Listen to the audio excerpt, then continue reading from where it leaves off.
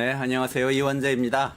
1분기 우리나라 경제 성장률이 발표가 됐어요. 근데 전년 대비 0.1% 마이너스 성장했다 이런 발표가 났는데 분기별 경제 성장률 집계에서 1년 전보다 후퇴를 한 거는 우리나라 현대사에서 딱 3번 있었습니다. 첫 번째, IMF 구제금융. 두 번째, 글로벌 금융위기 2007년 리먼 사태 기억하시죠? 그리고 세 번째가 언제죠? 코로나 사태. 이렇게 3번. 그리고 네 번째, 윤석열의 내란. 이렇게 역사적 포인트를 하나 찍었는데 사실은 이번에 마이너스 성장이 가장 심각합니다. 왜냐? 1년 전부터 계속 우리나라 성장률이 분기마다 전년 동기 대비 0.1% 이하였어요. IMF 때도 글로벌 금융위기 때도 심지어 코로나 때도 이렇지 않았습니다. 한두 분기 떨어지면 다시 반등하는 게 우리 경제였거든요. 그래서 지금 우리 윤석열 정부가 해놓은 일이 도대체 무엇인가 계속 생각을 하게 되는데요.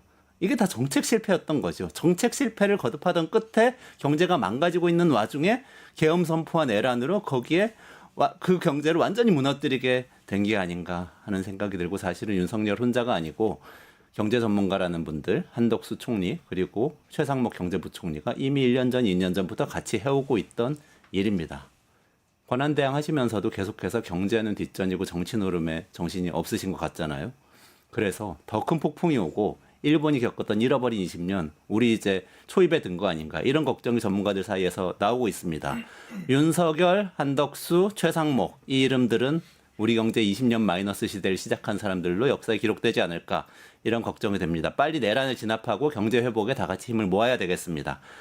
4월 24일 금요일 뉴스토마토 끝장 뉴스 라이브 시작하겠습니다. 오늘도 날카로운 뉴스, 이 경제 이야기 포함해서 같이 나눠주실 세 분 패널 모시겠습니다. 신인규 변호사님 또 나와주셨어요. 안녕하세요. 네, 안녕하세요. 신인규입니다. 네. 이승원 평론가님, 네, 안녕하세요. 네, 3프로에서 이 경제 이야기 아주 맛깔나게 풀어주시던데요. 아까 들으셨어요? 네. 감사합니다. 오늘도 잘 부탁드립니다. 네. 네. 3%만 나가지 마시고 끝장 뉴스도 계속해서 나와주세요. 네, 열심히 나오겠습니다. 박영식 에디터님. 예, 안녕하세요. 오늘도 잘 업혀가겠습니다. 업혀가시긴요. 항상 업어가시는데 제가 업혀가겠습니다. 네, 첫 번째 이슈부터 한번 이야기 나눠볼까요? 예, 오늘 첫 번째 이슈는 문재인 전 대통령이 퇴임 후에 처음으로 이제 국회를 방문하면서 사실 어제 검찰이 문재인 전 대통령을 뇌물 혐의로 기소하면서 문재인 전 대통령의 이제 발언에 관심이 좀 쏠렸는데요. 오늘 오신 이유는 이제 4.27 판문점 선언 7주년 기념식을 찾기 위해서 퇴임 이후 처음으로 온 것이고요. 뭐 전직 대통령이 공식적으로 국회를 찾은 게 저도 이거를 처음이었구나. 라는 생각이 들었습니다. 전직 대통령이 공식적으로 국회를 찾은 게 처음이었구나. 다시 한번 깨닫게 됐습니다. 그리고 우원식 국회의장이 문 전 대통령에게는 이 검찰 기소에 대해서 잘 이해가 안 된다라면서 우려를 표하기도 했는데요. 오늘 국회를 찾은 문재인 전 대통령과 우원식 국회의장의 대화 그 내용을 저희가 좀 영상으로 준비해 봤거든요. 그 영상 먼저 보고 돌아오도록 하겠습니다.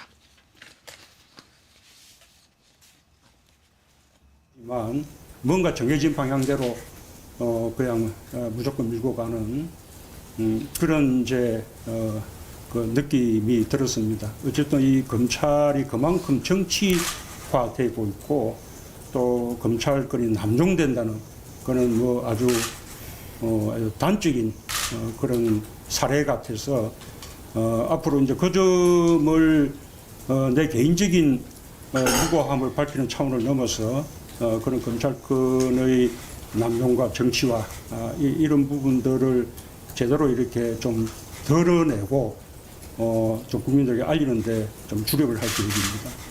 그 기소 이야기를 듣고 근데 제가 참 납득이 잘 안 되는 게 답변 준비 중에 계셨다고 4월 말까지 답변하기로 하셨는데 답변 준비 중에 갑자기 기소가 됐다고 그래서 이게 지금 우리 국가가 여러 가지로 지금 혼란한데 이렇게 절차가 제대로 지켜지지 않고 시기적으로도 또 그렇고 내용적으로도 그렇고 저도 잘 납득이 안 되는데 예, 네, 이렇게 대화를 나누셨군요. 그렇습니다. 네. 요거는 어떻게 봐야 될까요? 신인규 변호사님부터 한번.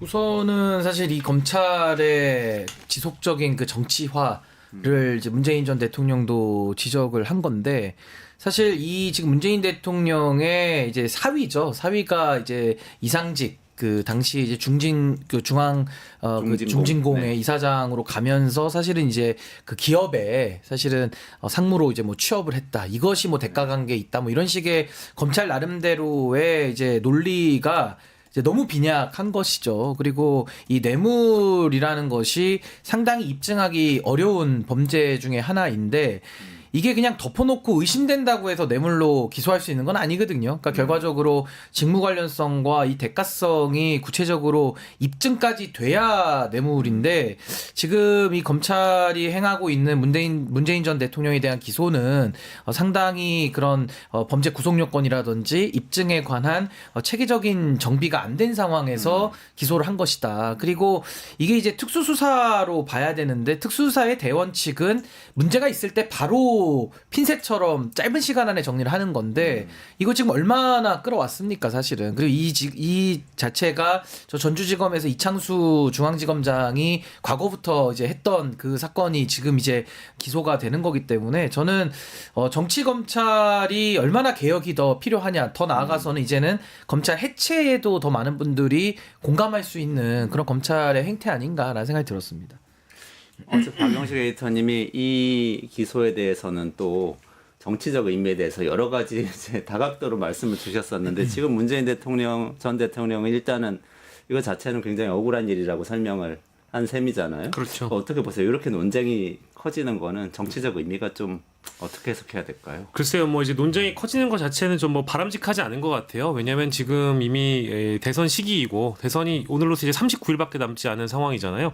문재인 전 대통령의 이 뇌물수수 혐의에 대한 기소 내용이 더 정치권에서 거론되고 선거 기간에 더 대두되면 대두될수록 사실은 미래로 나가는데 큰 도움은 안 된다라고 봅니다. 그리고 이게 또 저는 특정한 의도가 검찰에 있지 않고서는 이런 기소 조치가 과연 나올 수 있겠는가라는 생각이 좀 들어서 지금 이제 검찰 상층부의 마음이라는 건 우리를 건드리면 이렇게라도 끝까지 보복을 하겠다. 그리고 심지어 오늘 MBC 보도가 나왔습니다마는 검찰에서 줄사표를 지금 던진다고 하잖아요. 한 30명 정도가 이미 사표를 던진 상황이라고 하니까 검찰 조직의 미래를 이미 다 모든 국민들이 예상을 하고 있고 검찰 내부에서조차도 다 어느 정도 예견하고 있는 상황이라고 하면 이건 어디까지나 이제 지도부라고 해야 될지 수뇌부라고 해야 될지 검찰의 수뇌부들이 이제 정치적 보복으로 전직 대통령을 기소한 것이라고 볼 수밖에 없기 때문에 향후 이제 이 내용은 재판 과정을 지켜봐야 되겠습니다만은 법리적으로 과연 공소 유지를 할 수 있을 것인가 이제 그 대목을 좀 저희가 유심히 봐야 되겠죠. 검찰권 남용이다. 어떤 묘한 정치적 의도가 있는 것 같다. 이렇게 말씀 주셨는데 평론가님 어떻게 보세요? 묘한 정치적 의도라기보다 명백한 정치적 의도겠죠. 제가 보기엔 그렇습니다. 일단 그 혐의 내용 보면 논리도 없고요. 앞에 설명해 주신 것처럼 논리도 없고 그 약속했던 서면 답변도 사실 이달 말까지 제출하기로 돼 있지 않았습니까? 지난 22일에 변호사가 기록관 가서 한참 살펴보고 있는 와중에 갑작스럽게 이걸 이제 언론 플레이를 하면서 기소를 해버린 거죠. 그리고 문 대통령이 오늘 이제 서울 올라오는 걸 알고 또 시기도 조절을 한 것 같습니다. 이 세 가지 측면에서 검찰의 굉장히 정치적인 의도가 드러나고 그렇다면 실무에서 하는 검사들이 이런 짓거리를 했겠느냐. 저는 그렇게 보지는 않습니다. 여전히 그 내란 세력이라고 보이는 박성재 법무장관 그대로 앉아있죠. 심우정 앉아있죠. 특히 보이지 않지만 김주현 수석 여전히 앉아있죠. 그래서 이 내란 세력들 그 우두머리를 차지하는 그 사람들이 기획을 한 것이 아닌가라는 생각이 들고 이게 사실 3년 5개월 끌었잖아요. 그리고 정작 탈탈 털었던 전사위 그리고 딸에 대해서는 기소 유예를 하고 문 대통령에 대해서 뭐 조사 한 번도 없이 이렇게 기소한다는 건 누가 봐도 무리고 저는 이제 예전부터 느꼈던 건데 이번에 헌재에서도 그렇지만 여러 명의 검사들이 국회에서 탄핵을 당해서 헌재에 갔지만 그래도 살아 돌아오는 경우가 대부분이었잖아요. 검사들도 그렇고.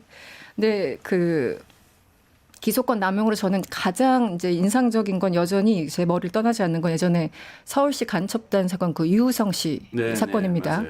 유우성 씨가 굉장히 고통스럽게 그때 당했죠. 그랬더니 이제 다른 혐의로 이제 별건 수사였나요? 그래서 이제 보복 기소를 했는데 대법원에서 보복 기소라고 했습니다만 그 공수처에서 뭐 이렇게 시한이 지났다고 해서 이 사람들 다 무혐의 처리해 버립니다.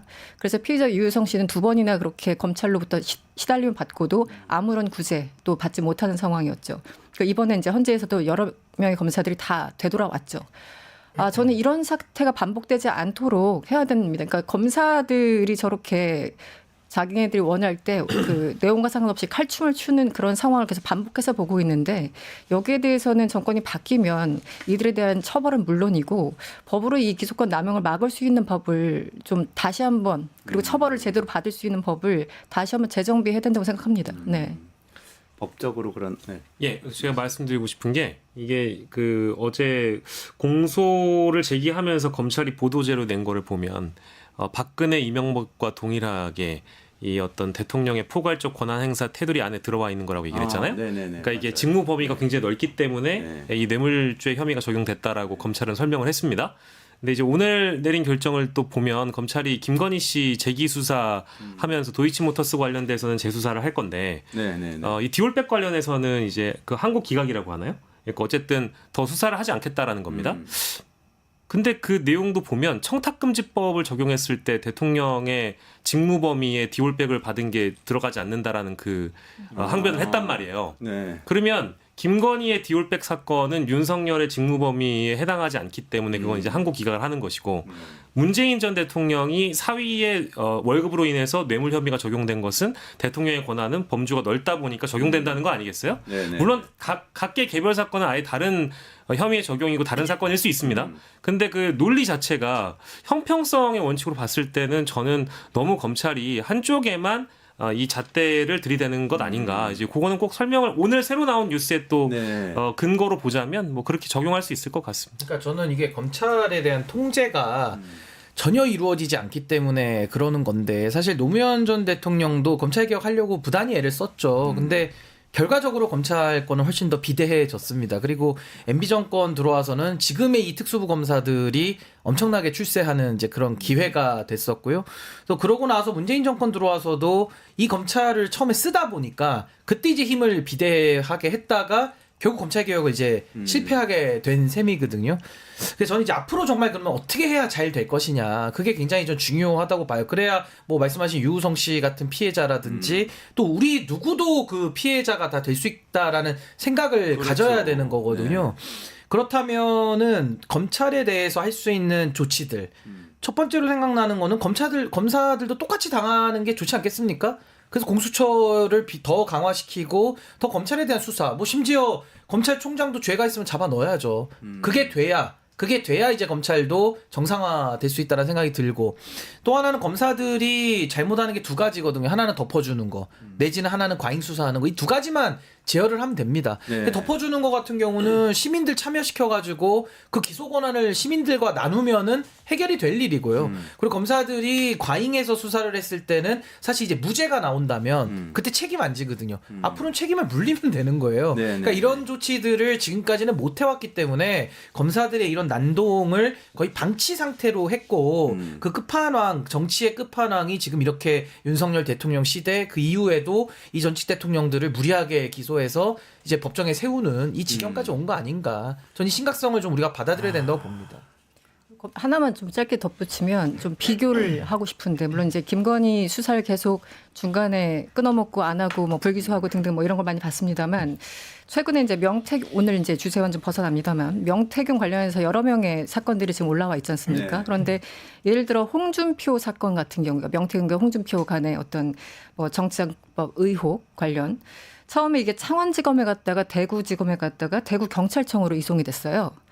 그리고 그 이후에 추가 고발이 됐습니다. 그러니까 홍준표 측에서 뭐 뇌물을 준 것이 아니냐라는 그 의혹 때문에 추가 고발건이 있었는데 그 돈을 건넨 뭐 최모 씨, 박모 씨 해가지고 나중에 공무원 채용 들어간 게 소위 말하는 그 수뢰 부정청사가 아니냐라는 이런 건데 이것도 처음에는 서울중앙지검에 고발을 했거든요. 대구지검 갔다가 지금 또 대구경찰청 갔습니다. 두 개 사건 뭐 연관. 그러니까 이게 무슨 전국 노래자랑도 아니고 전국을 순회하고 있는 상황이잖아요. 이거 하나만 봐도 이 사건에 대해서 얼마나 열심히 파고 있는지 그리고 어떤 사건에 대해서 얼마나 열심히 눈을 감고 있는지 아주 비교가 되는 사건들이 아닌가 싶습니다. 네. 그러네요. 검찰개혁 반드시 해야죠. 근데 한편으로는 또 문재인 정부 때 완수하지 못했다는 또 아픔이 또 있습니다. 네, 그런 생각도 들고요. 근데 또 특이했던 게 우원식 의장이 위수령을 언급을 했더라고요. 그 얘기 소개 좀 해주시죠. 맞습니다. 그 위수령이라는 게 문재인 전 정부 때까지, 그러니까 정확히 2018년까지 이제 존재했던 제도이고 이거는 좀 불쾌하긴 한데 국회 동의 없이 대통령이 군사를 움직일 수 있는 그런 권한이 있는 위수령입니다. 위수령이라고 부르는 것이죠. 근데 이거를 폐지를 했는데 우원식 의장이 문재인 전 대통령에게 만약에 그때 위수령을 폐지하지 않았더라면 네. 야 이번에 이 비상계엄이 내려진 상황에서 어떻게 할 뻔했냐 이제 그런 이제 어찌 보면은 뭐 치하를 좀 해주신 거죠. 그래서 그 내용도 저희가 잠깐 영상으로 준비해봤는데 함께 만나보고 돌아오겠습니다. 이제 비상계엄을 하면서 대통령이 정말 큰 일을 해놓으셨더라고요. 위수령을 그때 폐지하셨잖아요. 근데 위수령이 살아 있었더라면 위수령은 국회에서 해제하는 절차가 없어서 위수령이 살아 있었더라면 정말 국회가 속수무책으로 그냥 당할 뻔했었어요. 그래서 네, 그 역사적으로 보면 이게 이제 이승만 때 만들어진 거고 박정희 때도 이게 뭐 여러 뭐 세 차례 정도 발동한 사례가 실제 있고요. 그런데 이 대통령령 68호인 대통령이 국회 승인 없이 공공질서 유지를 위해 군대를 동원할 수 있는 권한인 위수령을 문재인 전 대통령이 2018년에 폐지를 했기 때문에 우리가 지난 12월 3일에 있었던 그 비상계엄 사태 때 만약에 국회가 이제 의회 의결로 비상계엄을 저지를 했지만 만약에 위수령이 남아 있어서 윤석열이 발동을 했다면 속수무책 없이 당할 뻔했다. 이제 이거에 대한 내용을 이야기를 한 겁니다. 그러니까 그거는 국회에서 계엄처럼 해제하거나 이럴 수 아니요, 그냥 없는 네, 승인 권한의 없이 설명이죠. 뭐 그냥 네. 대통령령 68호에 명시돼 있었던 건데 이걸 지금 법령정보센터 들어가서 위수령을 검색하면은요 네. 아예 없습니다. 내용 자체를 볼 수가 없습니다. 그러니까 이미 폐지됐기 때문에 나오지가 네네네. 않습니다. 2018년에 그러니까 그게 문재인 정부 때 폐지가 기억이 된 납니다. 건가요? 이제 2016년 말부터 17년 초까지 탄핵 정국이었죠. 박근혜 네네네. 탄핵 정국이었고 그리고 그 다음이었던 2018년에 당시 민주당 이제 이철희 의원이 그때 문건을 공개하면서 이제 알려졌죠. 이 위수령이 문건이다. 그래서 그때 보면은 와 이게 정말 그러니까 검토했다라는 거였어요. 한마디로 박근혜 탄핵 때 이제 촛불 시위대들이 워낙 많이 오니까 시위대를 한마디로 진압 혹은 탄압하기 위해서 이 위수령을 검토했다라는 것 때문에 위수령 발동을 네, 발동을 박근혜 검토했다. 정부가 네, 네. 그래서 이제 이철희 의원이 발표하면서 이제 알려진 사실이거든요. 그래서 이제 그걸 계기로 아마 이철희 의원이 그 문건 공개 안 했다면 그래서 이슈가 되지 않았다면 그냥 또 모르고 지나쳤을 수도 있어요. 저는 오늘 이제 다시 이걸 보면서 그때 이철희 의원이 큰일 하셨구나 뭐라는 생각을 다시 한번 했었고 뭐 그렇습니다. 어쨌든 그 군사정권 시절 앞에 말씀해 주셨지만 이제 70년대 군부대가 뭐 시위나 이런 것들 진압하기 위해서 사실 많이 악용됐었던 거거든요. 그런데 70년 동안 그 법이 있었는데 1950년에 제정됐으니까 70년 동안 단어 한 개 정도 바뀌는 정도였고 그냥 있었던 거예요. 그냥 그대로 박제돼서 있었던 법인데 어쨌든 없앴으니까 뒤늦게나마 뭐 잘한 일이죠. 네. 그렇군요. 이게 우리가 군사 독재 정권을 거쳤잖아요. 근데 그거를 완전히 혁명으로 단절한 게 아니고 프랑스나 이런 나라처럼 한 게 아니고 어쨌든 계속해서 그 헌법을 이어받아서 막 덧붙이면서 이 법 체계를 만들다 보니까 그런 것들이 많이 남아 있었나 봐요. 그러니까 뭐 위수령 같은 경우가 이제 2018년도 이제 9월달에 이제 완전히 폐지가 된 건데 사실은 이제 뭐 위수령뿐만 아니라 이 계엄권 같은 경우도 뭐 지금 이제 헌법에 들어가 있는 조항이다 보니까 사실은 이 친위 쿠데타라는 게 어떤 제도가 있더라도 그 제도를 무시하면서 군을 동원할 때 늘 문제가 되는 거거든요. 그러니까 제도도 좋은데 또 제도로 다 이걸 막을 수는 없는 겁니다. 누가 법을 지켜가면서 쿠데타를 하는 경우는 없거든요. 그래서 사실은 이제 우리 민주주의가 발전된다는 것 자체가 결과적으로는 이런 제도를 어떻게 더 현실화하고 정말로 다시는 이 땅에 이런 친위 쿠데타가 일어나지 않도록 막느냐 조금 더 제도 그 이상의 무엇이 더 필요한 거 아닌가 그런 생각도 좀 듭니다. 네, 알겠습니다. 이렇게 일단 얘기 나누시고 두 번째 뉴스로 한번 넘어가 보겠습니다. 두 번째 뉴스는 이제 통상협상 얘기인데 이게 하여튼 트럼프 상호관세가 굉장히 컸고 일본은 읍소 전략, 중국은 보복 전략 막 이렇게 나온 것 같은데 우리는 지금 어떻게 하고 있나 엄청 국민들은 불안한데요. 지금 어쨌든 우리 정부가 움직이고 있는 거죠. 네, 그렇습니다. 오늘 새벽에 사실은 저는 좀 깜짝 놀란 게 속보가 뜬 거 보고 미국 재무장관이 한국이 최고의 제안을 줬다. 관세 협상이 성공적으로 마무리됐다 이래가지고 네? 무슨 말이야 이게? 마무리가 됐다고. 마무리가 됐다라는 보도가 이제 우리 국내 언론의 속보로 막 전달되니까요. 그 새벽에 좀 깜짝 너무 놀랐는데, 불안한데. 그래서 오전에 이제 종합한 기사를 보니까 일단은 통상 협의를 한 것이고 이게 합의가 아니잖아요. 근데 기사 내용을 보면 마치 합의한 것처럼 속보가 막 뜨니까 이게 외신들로부터 한국어로 번역이 되면서 뭔가 이제 오역이 되거나 이런 경우가 워낙에 많다 보니까 일단 오늘 종합한 내용을 보면 일단 한국 정부는 이제 7월에 포괄적으로 합의를 하겠다라는 강조가 있는데 미국은 아까 말씀드린 대로 한국이 그야말로 최선의 안을 갖고 왔다. 다음 주에 이거를 이제 영어로 표현하면은 Agreement of Understanding이니까 뭐 양해각서 이제 양해 합의 이런 얘기를 하는 것 같아요. 다음 주에 양해 합의가 가능하다고 미국 쪽이 발표를 하면서 이게 왜 양국 간의 발표 내용이 뭔가 좀 인식의 차이가 있는 것 같다라는 정도의 어떤 이해만 할 수 있을 뿐이지 미국 쪽에서도 한국 쪽에서도 이게 뭔가 뚜렷하게 지금 당장 양측이 뭔가를 합의했느냐라고 물어보신다면 아직까지는 합의 단계가 아니기 때문에 이것에 가장 정보에 빠삭하시고 가장 정리를 잘해오신 이승환 변호사님의 말씀을 듣겠습니다.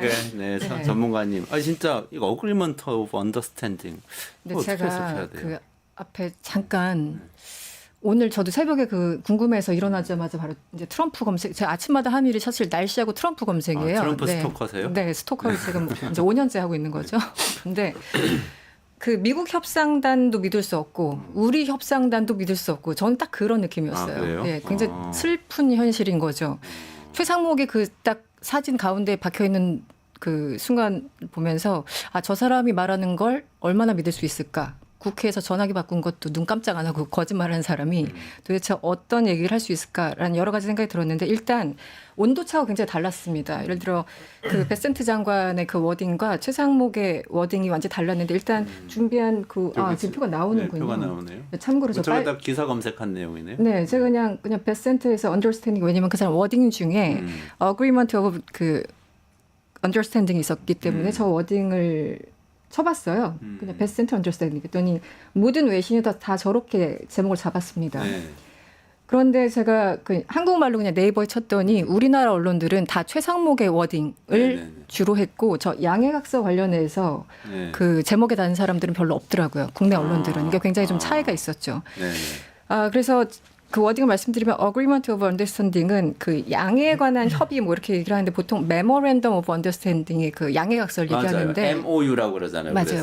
근데 어그리먼트는 좀 다른 건가요? 예, 베센트 이분이 이제 뭐 정식으로 공직자 생활 오래 한 게 아니고 억만장자 출신이잖아요. 네네네네. 네, 그래서 아무래도 이제 직업적으로 그랬던 건지 모르겠는데 Memorandum of Understanding을 Agreement of Understanding이랑 약간 헷갈려서 말한 것 같아요. 그래서 외신에서도 약간 그렇게 해석을 하고, 그러니까 저거를 제목으로 달았다는 건 그 MOU 작성했다라는 거 아니야? 그럼 이렇게 빠를 수 있나라고 놀래서 외신들이 저렇게 잡은 거로 저는 이해를 했습니다. 네. 그런데 최상목 혹은 우리 협상단의 그 특파원들 기자회견 내용들 보면은 마치 우리가 기다리고 있다는 거 우리가 말해줄게라는 것처럼 서두르지 않으면서 차분하고 질서 있는 협의를 위해서 양국 간의 인식을 뭐 공유했다 이렇게 얘기를 하고 있잖아요. 그거는 온도차가 완전히 다른 겁니다. 뭐 그리고 진전 없었다는 얘기죠. 그 얘기는 만나서 얘기는 했는데 뭐 특별한 얘기는 예, 없었다 서로 간에. 이런 거죠. 그러니까 우리 협상단에서 얘기한 거는 우리 지금 정치 사정도 그렇고 여러 가지 뭐 관세 부분도 그렇고 좀 시간을 두고 하자. 그래서 소위 말하는 뭐 줄라이 패키지를 준비하겠다. 왜냐하면 7월 8일까지가 어쨌든 그 유예가 마감되는 게 7월 8일까지니까. 3개월 상호관세 유예. 4월 9일에 트럼프가 상호관세를 90일간 유예한다고 했기 때문에 7월 8일 날 끝납니다. 그래서 다시 유예를 연장할지 모르겠지만 어쨌든 우리 입장에서는 7월 패키지를 정도 얘기를 해놔야지 그나마 이제 저쪽을 약간 안심시키는 거잖아요. 그러면서 이 중간에 줄타기를 잘하고 왔었어야 되는 건데 지금 베센트의 얘기를 들어보면은 뭐 테크니컬한 텀, 그러니까 기술적인 조건에 대해서 빠르면 다음 주에 얘기할 것이고 사실상 그 양해각서를 이르는 듯한 이 Agreement of Understanding을 다음 주에 마련하겠다 이렇게 들려서 사실상 이 양자 간에 어떤 얘기를 했는지 도저히 지금 우리가 알 수 없는 상황입니다. 다른 얘기를 네, 다른 하고 얘기를 있네요. 하고 있어요. 그러니까 너무 말장난 같잖아요. 그러니까 이제 뭐 말장난이라는 표현이 조금 더 도가 지나칠 수 있지만 어쨌든 한국 쪽에서는 아까 얘기하신 무슨 뭐 줄라이 패키지 이런 얘기 나와서 뭐 7월 8일 전까지 아무튼 우리가 원하는 관세 폐지라든지 이런 것들을 다 뭐 논의를 해서 그때 시점에 맞춰서 우리가 합의를 이뤄내겠다라는 메시지인데 미국 쪽은 완전 대환영이다. 한국 쪽에서 너무 이제 좋은 제안을 줬다라는 식의 메시지가 나와버리니까 온도가 너무 달라서 이거는 우리 국내용으로 최상목이나 안덕근 장관이 릴리즈를 해버리고 미국에서는 다른 합의를 한 거 아니야? 일종의 이제 이면 합의에 대한 우려 이게 이제 있는 거죠. 너무 메시지가 달라버리니까 조금이라도 공통된 부분이 있으면 그렇구나 하고 넘어갈 텐데 그게 아닌 거예요. 물론 지금 공통점은 합의된 건 없다. 네, 근데 네, 다만 합의될 것 같은 분위기는 미국 쪽. 그리고 우리 쪽은 그거 아니다. 7월 8일까지 시간이 있다. 이건데 뭐 누굴 믿어야 될지 모르겠습니다. 근데 외교에서는 어그리먼트라는 거는 굉장히 좀 센 단어죠. 강한 합의 수준 아닌가요? 근데 저는 이게 지금 뭐 미국에서 이제 관세 드라이브를 강하게 걸고 있기 때문에 사실은 이렇게 손 놓고 있는 것 자체가 사실 국민들의 우려 사항인데 지금은 이제 얼마나 더 기가 막힌 상황이냐면 저 파면당한 내각에 저 지금 두 장관이 미국에 가 있는 거 아닙니까? 네. 그러니까 국민들의 마음은 뭐라도 지금 국가가 좀 해야 되는데 제발 한덕수 대행은 가만히 좀 있어라. 그냥 숨만 쉬어라. 어떤 행동도 하지 말아라. 지금 이러고 있는 아주 그 모순된 상황이거든요. 그러니까 지금도 사실 미국이 관세 드라이브를 강하게 걸었다가 지금 굉장히 좀 코너에 몰린 상황입니다. 그러니까 미국에서 그러니까 중국과 이제 강하게 맞부딪혔다가 이제는 뭐 더 이상 이제 뭐 미국 내부의 저항이라든지 뭐 시장의 반응 또 유럽과 뭐 중국과 뭐 제3세계 이쪽의 반응들을 보면서 이제는 미국도 어느 정도 퇴로를 좀 열려고 하는 거 아니냐. 근데 한덕수 대행이 뭔가 본인 성과를 만들기 위해서 지금 급하게 저렇게 2+2 회담을 잡고 어떤 지금 이 관세 문제를 해결한다는 명분하에 어떤 통합적인 딜 그러니까 통합적인 딜을 지금 만들려고 하다 보니까 국민들이 걱정을 하는 거거든요. 지금은 그렇죠. 통합 딜을 할 때가 아니라 하나하나 우리의 협상 카드를 가지고 미국하고 협상을 아주 디테일하게 하면서 우리의 국익을 최대한 도모해야 될 일이고 얼마나 명분이 좋습니까? 우리 지금 40일 있으면 새 대통령 그렇죠. 뽑히고 네. 그때 이제 외무장관, 재무장관 다 이제 우리도 라인업이 세팅이 되면 그때 협의하자라고 얘기를 하면서 묵혀놔도 되는데 이거를 참 국내 정치의 이익을 보기 위한 목적 아닌가라는 생각이 들 정도로 이런 식으로 국익을 좀 파괴하는 행위를 하는 거에 대해서는 참 걱정인데 뭐 어찌됐든 지금 최상목 대행이 뭐 어떤 구체적인 것까지 가져오진 않은 상황이라서 조금은 더 지켜봐야 되지 않을까 싶습니다. 제가 여러분을 더 불안하게 만들고 싶지는 않은데 왜냐면은 뭐 양쪽 극단적이고 중간 어디쯤 있겠죠. 원래 말이라는 게 그런 거니까. 그런데 이 베센트가 A 게임이라는 단어를 굉장히 많이 써요. A 게임, they came with A game 이런 A가 하나의 뭐 게임이 아니라 최선의 어떤 안을 가지고 왔다. 이런 최선의 안을 가져왔다. 본인들 입장에서 너무 흡족한 안을 저쪽에서 가져왔을 때 A 게임이라는 표현을 쓰는데 이번에도 이 워딩에서 그대로 들어갔습니다. 그래요? 그들이 일찍 왔고 A 게임을 가지고 왔다 이렇게 표현을 했어요. 최선의 안을 가지고 왔다. 그리고 제가 이 조각조각을 좀 말씀드리고 싶은데 지금 일본하고 1차 협상 지난 16일 날 네, 트럼프가 네, 네. 깜짝 등장하고 이제 퇴장하고 막 이 사건이 있었잖아요. 그리고 이제 사실상 내용 없이 다시 그 협상장에 들어갔고 이제 2차 협의를 한다고 합니다. 근데 이시바 총리가 뭐라 그랬습니까? 우리 그냥 여기서 이제 물러서지 않겠다. 근데 좀 일본 측은 굉장히 강경한 목소리를 지금 총리가 내고 있어요. 그리고 일본과 중국은 지금 무엇을 하고 있는지 아십니까? 서한을 주고받으면서 네. 미국의 저 관세 전쟁에 대해서 우리 공동으로 대항하자 이런 얘기를 하고 있어요. 일본과 중국 사이에. 일본과 중국 사이에. 네네. 그 왼수 같은 일본과 네. 중국 사이에. 야, 그것도 놀랍네. 그리고 또 일본과 인도와 각각 미국이 협의한 다음에 이후에 트럼프나 베센트의 워딩은 그래봤자 빅 프로그레스 정도였어요. 약간 뭐 커다란 진전 정도 있었다. 그런데 우리나라만 그 A 게임이라고 하고 언더스탠딩이라는 단어를 구체적으로 쓰고 있잖아요. 네, 그래서 그러네요. 이건 굉장히 불안하다고 생각을 하고 오늘 좀 재밌었던 게 오늘 발언입니다. 현지 시간 24일 트럼프가 군대는 우리가 말할 또 다른 주제고 우리는 그 어떤 협상에서도 이 주제를 다루지 않을 것이다라는 얘기를 했어요. 근데 주한미군 얘기를 한 건가요? 그 포괄적으로 이제 일본과 한국의 구조가 비슷하니까 그래서 우리가 방위비 협상 이제 이걸 원쇼핑이라고 하면서 이제 여러 가지를 한꺼번에 딜을 하겠다라는 게 트럼프의 전략이었잖아요.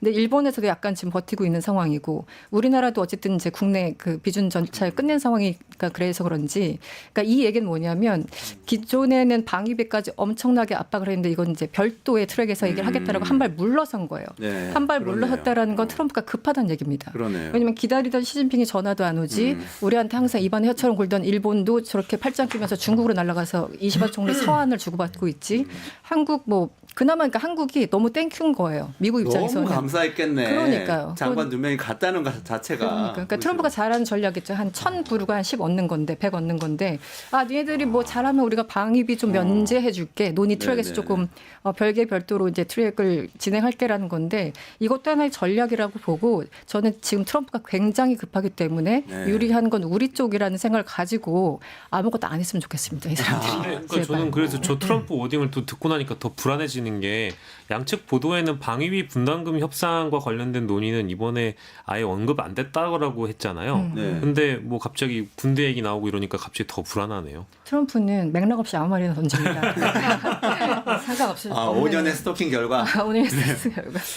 이건 정확히 알 수는 네. 없지만 근데 가장 불안한 거는 이 대권 욕심을 갖고 있는 지금의 한덕수 권한대행이 뭔가 지금 트럼프 편은 전 세계에 지금 아무도 없는데 우리가 아무도 가서 없죠. 뭔가를 휙 던져주고 어떤 다음 정권에 부담이 되는 합의 또는 협의를 해놓았을 때에 우리한테 큰 문제가 될 수도 있겠다. 이 정도 이제 지금 상황인 것 같네요. 그러니까 이게 너무나도 상식을 파괴하는 게 지금 권한 대행인데 하는 행동은 선출된 대통령처럼 지금 굴고 있는 거고. 본인이 그렇다고 또 얘기했잖아요. 아니, 그렇습니다. 권한이 똑같다 그렇게 그렇습니다. 그리고 그렇게 지금 급하게 굴 상황도 아닌데 참 그래도 평생을 경제 관료로 살았고 또 주미대사까지 지낸 사람이 저런 식으로 무책임하게 행동하면서 결국은 본인이지 뭐 대선 나오겠다 이런 식의 지금 확정적 기사들까지도 나오고 있어가지고 국민들이 거기서 지금 분노를 하지 않을 수 없는 상황이다 이렇게 봅니다. 뭐 제가 오늘 궁금해가지고 좀 외신 같은 거 이제 번역하거나 검색할 때는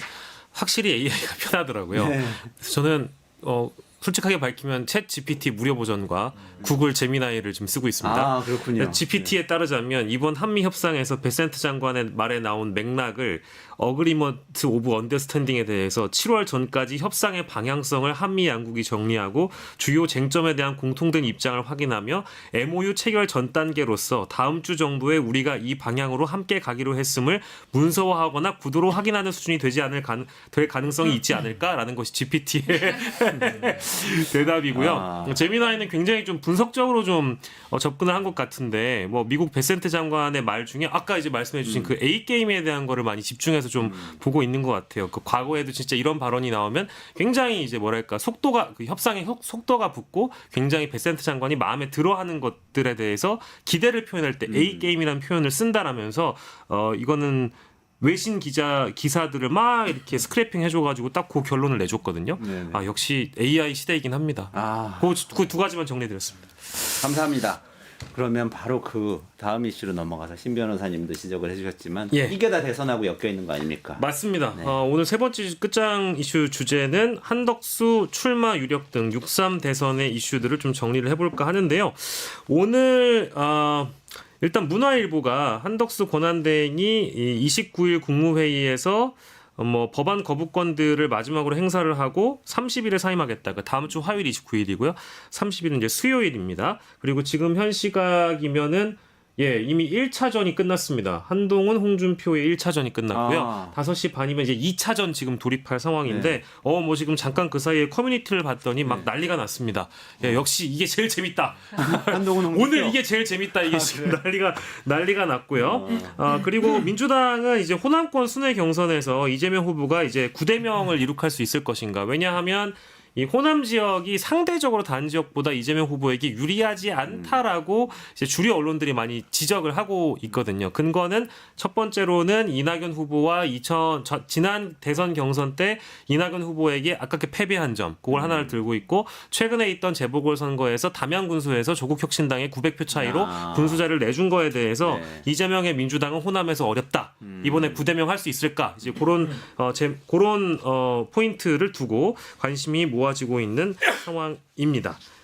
지금 한덕수 권한대행 사임은 거의 뭐 기정사실화되고 있는 것 같네요. 근데 아까 홍준표 한동훈 그 토론이 관심이 가는데 그 커뮤니티에 무슨 얘기 나오는지 조금 이따 소개해 주실 수 있으세요? 네, 알겠습니다. 정리해가지고 왔습니다. 일단 요 사임하는 요 과정에 대해서는 이제 두 분께 좀 여쭤볼게요. 지금 뭐 기사는 계속 아까 신 변호사님 잠깐 말씀해 주셨는데 사임하는 걸로 나오고 있는 거죠? 이제 뭐 출마가 기정사실이라는 거고요. 뭐 기사에 따르면은 뭐 한덕수 대행이 사임을 하고 뭐 국민의힘에 입당을 해가지고 뭐 단일화를 하겠다 뭐 이런 얘기가 나오는데 저는 제 머리로는 그게 이해가 안 됩니다. 그러니까 당내에서 경선을 끝냈는데 당에 입당을 해가지고 또 한 번에 경선을 치르겠다? 그래서 그건 좀 한번 확인이 좀 필요할 것 같아요. 왜냐하면 네. 정상적인 정당에 관한 지식을 가진 사람 입장에서는 말도 안 되는 얘기를 지금 하고 그렇죠. 있기 때문에 네. 근데 뭐 어찌 됐든 지금 한덕수 대행이 결국 사표를 쓰고 정치에 투신할 것이냐 말 것이냐를 놓고 봤을 때는 저는 한덕수 대행은 반드시 나온다라고 저는 보고 있습니다. 그 여러 가지 이유가 있는데요. 우선은 지금 국민의힘 안에 있는 소위 친윤 그룹들이 분화가 되기 시작했습니다.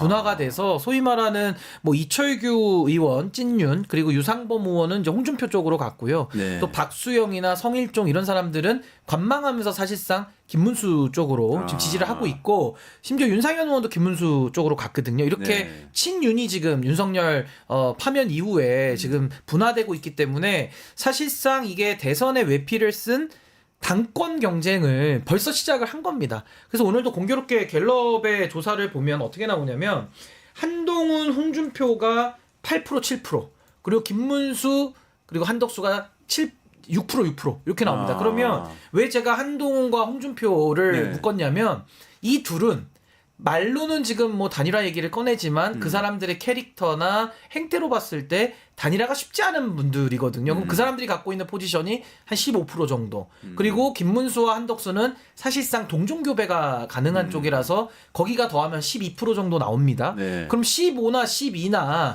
거기서 거기거든요. 네. 그러니까 단일화라는 걸 하려면은 어느 한쪽이 압도적인 힘을 가지고 상대방을 눌러야 단일화가 가능한데 지금은 네. 거의 비등한 겁니다. 그럼 비등하면 그렇네요.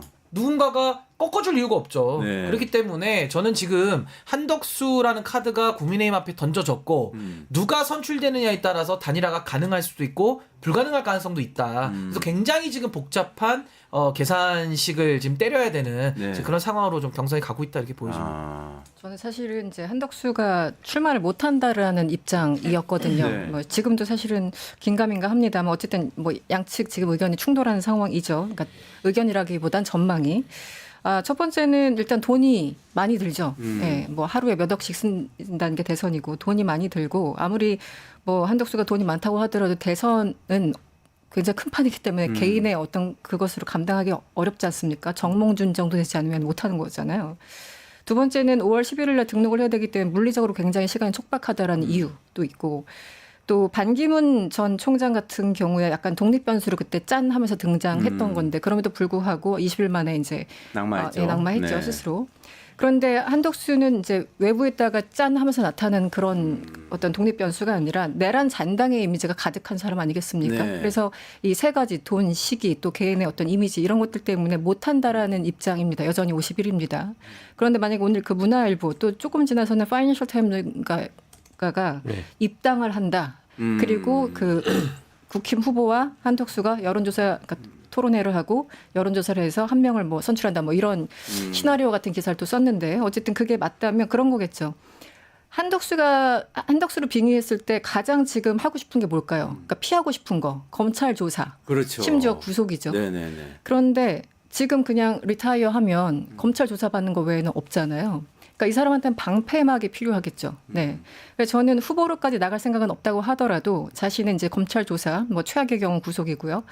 그것을 막기 위해서 방패막은 정치적인 방패막에 가장 든든할 수 있습니다. 그래서 입당을 해서 뭐 하는 신용이라도 하고 자기가 어떤 정치적인 자산이 조금이라도 있다면 보수파에 그걸 넘겨주는 신용이라도 하면서 그렇게 해서 살 길을 모색한다면 입당 정도 가능하겠다라는 생각을 합니다. 네. 근데 저는 그게 이제 한덕수 개인의 네네. 출마 동기가 설명이 되는 거고요. 네네. 또 하나는 아까 제가 당권 경쟁을 일찍 시작했다고 하지 않았습니까? 네. 결국에는 이자들은 지금 대선을 치르는 게 아니라 향후 당권을 지금 놓고 경쟁하고 있는 거예요. 그렇다면 친윤이 분화되고 있거든요. 지금 이철규와 윤상현부터도 갈라졌습니다. 네. 그럼 이 자들이 결국에 와서 이 상황에서 만약에 김문수를 좀 지지하고 있는 윤상현, 박수영, 성일종 등등등이 여기서 그냥 접어버린다? 그럼 홍준표 밑으로 들어가야 돼요. 근데 그게 불가능한 겁니다. 보수 내부에서는. 네. 그렇기 때문에 한덕수 개인의 니즈도 있겠지만은 당내의 친윤의 분화로 인한 세력 재편 그 과정에서 한덕수가 필요한 거죠.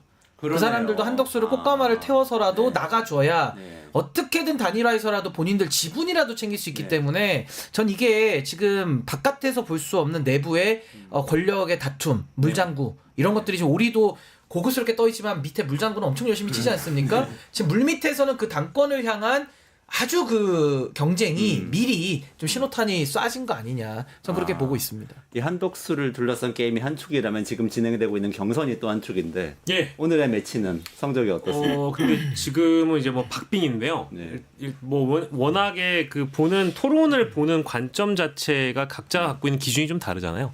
근데 한동훈 후보가 어떤 기세와 에너지에는 압도를 했다라는 분석이 있는가 하면 그거를 완전히 다른 관점으로 깐족된다. 아하. 저렇게 홍준표 후보가 질문을 하는데 저렇게 얄밉게 깐족돼서 지도자성이라는 걸 유지한 후보라고 볼 수 있을까? 이제 이런 관점들의 대립이 있다라는 말씀을 일단 먼저 드리고 네. 이 이유를 왜 말씀드렸냐면 네. 지금 홍준표 후보가 한 후보를 이제 공격을 할 때 깐족이라는 표현을 써서 그걸 비판을 했어요. 그 단어를 썼어요, 홍준표 후보가? 실제 썼습니다. 깐족거린다. 예, 그러니까 당 대표는 대통령과 홍준표 후보가 한동훈 후보의 주도권 토론이었잖아요. 네네. 이제는 홍 후보의 주도권인데 네. 한 후보 주도의 오후 4시부터 지금 5시 넘어서까지 이루어진 토론에서 제가 당 대표였으면 계엄도 탄핵도 일어나지 않았는데 홍준표 후보께서는 과연 막았을 수 있겠느냐 이제 이런 얘기를 하니까 홍 후보가 당 대표는 대통령과 협력해야 되고 사사건건 깐족되고 시비 거는 당 대표를 두고 대통령이 거 참을 수 있었겠느냐라고 이제 반문을 한 거죠. 네. 네, 그래서 한 후보에게 책임이 있다. 야당과 대화와 타협으로 국정을 끌어가는 것이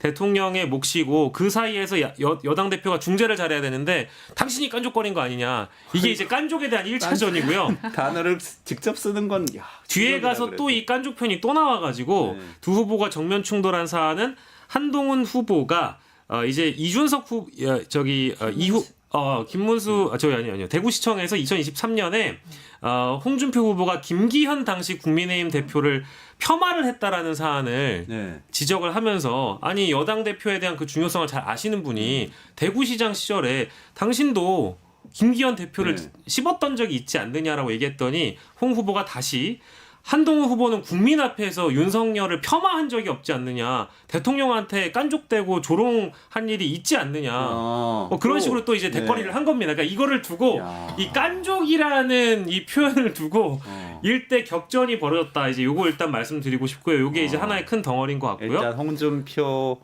한동훈 논쟁은 예, 깐족 토론이었다. 예, 깐족 오늘은 토론. 이제 1차전에서 깐족이 많이 나왔고 일단은 그러면은 두 분의 입장이 다른 게 있을 거고 그럼 공감대가 있는 부분도 있지 않겠습니까? 그러면 한덕수 대통령 권한대행이 대선에 나갈 경우에 단일화와 관련돼서는 양쪽 다 일단 긍정적인 태도를 보였고요. 그리고 윤석열의 탈당 문제에 대해서는 이거는 두 사람 다 본인 선택에 맡겨야 된다라는 공감대를 이뤘다. 아 그래요? 뭐 공감대를 이뤘다기보다는 양쪽 다 그러니까 입장이 그런 같다. 이렇게 일단 설명드릴 수 있을 것 같고 왜냐하면 이거는 이제 두 사람의 토론 전에 왜 이제 팻말을 드는 그런 순서가 있었나 봐요. 그래서 한 권한대행 출마 이후에 단일화하겠다는 질문에 두 사람 다 동그라미를 들었다는 점. 요게 이제 공통점이라고 볼 수 있겠고 이거 말고도 사실은 이제 부분에 짤로 돌 재미있는 장면들이 굉장히 많이 있는데 뭐 아무튼 한 후보는 깐족대고 홍 후보는 버럭하고 부끄러운 줄 알아야지 이제 이런 표현들이 대다수 등장을 했는가 봐요. 이제 그런 짤들이 지금 뭐 난무하고 있는데 방송 중에 재생이 어려워가지고 일단 그 정도만 전해드리겠습니다. 흥행이 되는 것 같기도 하고 근데 또 너무 수준이 낮은 것 같기도 하고 이거 어떻게 대통령 보고 계세요? 후보들의 수준이 너무 낮아서 좀 참담합니다. 네. 제가 아까 김문수 얘기한 거는 한동훈하고 이제 김문수하고 막 이렇게 싸우다가 뭐 전과 얘기했잖아요. 전과 예. 몇 그랬더니 이제 홍준표 대표가 아마 페이스북이었을 겁니다. 아니 어떻게 이제 그 나쁜 이재명 후보의 전가와 김문수처럼 위대하게 뭐 그 민주화 운동하다가 그 전가를 비교하느냐 이러면서 거기서 또 깐족이란 단어를 썼어요. 한동훈 후보가 깐족이다. 그러니까 이 깐족은 거의 브랜드화 하려고 하는 것 같습니다. 일종의 한동훈은 깐족 이렇게. 근데 요거는 아마 이제 보수 정당 내부의 그 기류와 어떤 기본적인 정서를 잘 아는 신인규 변호사가 있다 분석을 해주겠습니다만은 저도 피부로 느끼는데요. 게시물을 꼭 보지 않더라도 이 정도의 이제 글이 떠돌아다니고 영상이 떠돌아다닌다는 거는 저는 오늘 토론회가 진짜 중요하다고 생각했거든요. 네. 왜냐면 한동훈 후보에게도 홍준표 후보에게도 이게 제일 중요한 토론이었다고 저는 봤는데 저는 국민의힘 당원들이 한동훈 후보의 저런 모습을 용납하지는 못할 것 같습니다. 아마도 제 판단은 그렇거든요. 어떻게 봐야 됩니까? 근데 저는 그 홍준표라는 정치인 자체가 그 반정치의 상징 같은 정치인이거든요. 네. 그러니까 정치를 하면 안 되는 분이에요, 저분이. 그래서 사실은 모든 정치판을 흙탕물로 만드는 사람이고 홍준표에 대해서는 검증이 불가능합니다. 왜냐하면 검증을 하려고 들면 딴소리를 하거든요. 아, 네. 그러니까 저분은 토론 자체가 불가능한 사람이에요. 근데 그러다 보니까 한동훈 후보에 대해서도 지금 깐족거린다라는 걸로 인신공격을 하는데, 깐족거린다 제가 찾아보니까 사전에 쓸데없는 소리를 밉살스럽고 짓궂게 달라붙어서 계속 짓거린다라고 사전에 나와 있어요. 사전에도 직거리다라고 또 정의를. 그러니까 이제 그런 식으로 상대방을 표현을 하는 거잖아요. 네. 그러니까 국민들이 볼 때는 홍준표라는 사람은 깐족거린다라고 지금 한동훈 후보를 비판하고 있는데 그게 맞을 수가 있어요. 네. 깐족거리는 태도로 볼 수가 있는데 네. 그럼에도 불구하고 홍준표라는 사람이 보여주는 그 모습 자체가 일단은 너무 좀 수준이 떨어지고 그냥 정치를 해서는 안 되는 사람. 저는 그렇게 아마 많은 당원들이 좀 평가를 할 것 같습니다. 그래서 이게 사실 누구도 승자가 없는 서로 패배자가 되는 싸움인데 진짜 그런 그래도 것 선거라는 같아요. 게 상대평가라서 그래도 차악을 골라야 되는 거거든요. 그래서 저는 한동훈 후보가 냉정하게 깐족거리는 게 맞죠. 그리고 깐족거린다고 국민들은 말할 수 있어요. 그 후보는 말해서는 안 되지만 근데 그럼에도 불구하고 국민들이 양해하는 건 뭐냐면은 홍준표라는 반정치 같은 정치인을 잡기 위해서는 저 깐족거리는 방법 외에는 방도가 없다. 왜냐면 도망가기 때문에. 그래서 저는 그런 부분에서는 한동훈 후보가 저는 상대적으로는 높은 점수를 더 받을 수는 있다. 물론 둘 다 질은 낮지만 그래도 굳이 고르자면 홍준표 맞춤형 필살기를 한동훈이 깐족거림을 통해서 지금 하고 있는 거 아니냐. 근데 부끄러운 일이죠. 그 공당으로서는 내세울 만한 일이 아닌 건 맞습니다. 2023년 10월에 이제 탈당을 하셨기 때문에 네네. 굉장히 사람이 이제는 네. 그 국민의힘 쪽을 상식을 갖춰서 지금 바라보고 계신 것 같아요. 아니 근데 저는 그래요. 물이 다 빠져서? 한동훈 후보가 점수는 많이 땄을 거예요. 그래서 저는 1차 경선 4명에서 네. 투표할 때는 저는 한동훈 후보가 1등 한다고 봅니다. 저는 그래요? 개인적으로. 근데 네. 결선을 못 가기 때문에 결선 가서는 뒤집어지면 한동훈 후보가 떨어질 가능성이 좀 높다고 봐요.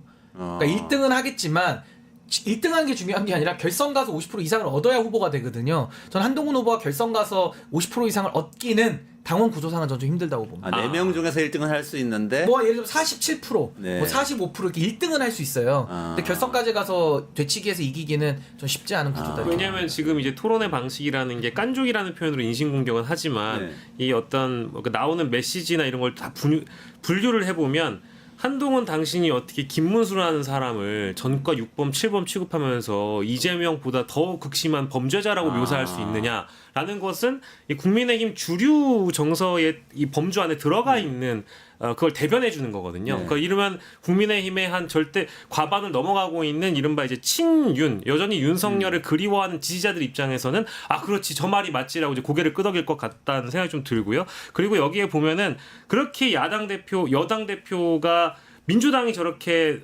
줄탄핵을 하는데도 불구하고 사사건건 대통령한테 시비 걸고 깐족대고 하니까 대통령이 그 개엄 안 하고 참을 수 있었겠냐라는 얘기조차도 저는 국민의힘의 지지자 상당수가 왠지 고개를 끄덕였을 것 같다는 생각이 듭니다. 저는 상식적으로 그렇게 지금 국민의힘 그 당원분들을 보진 않거든요.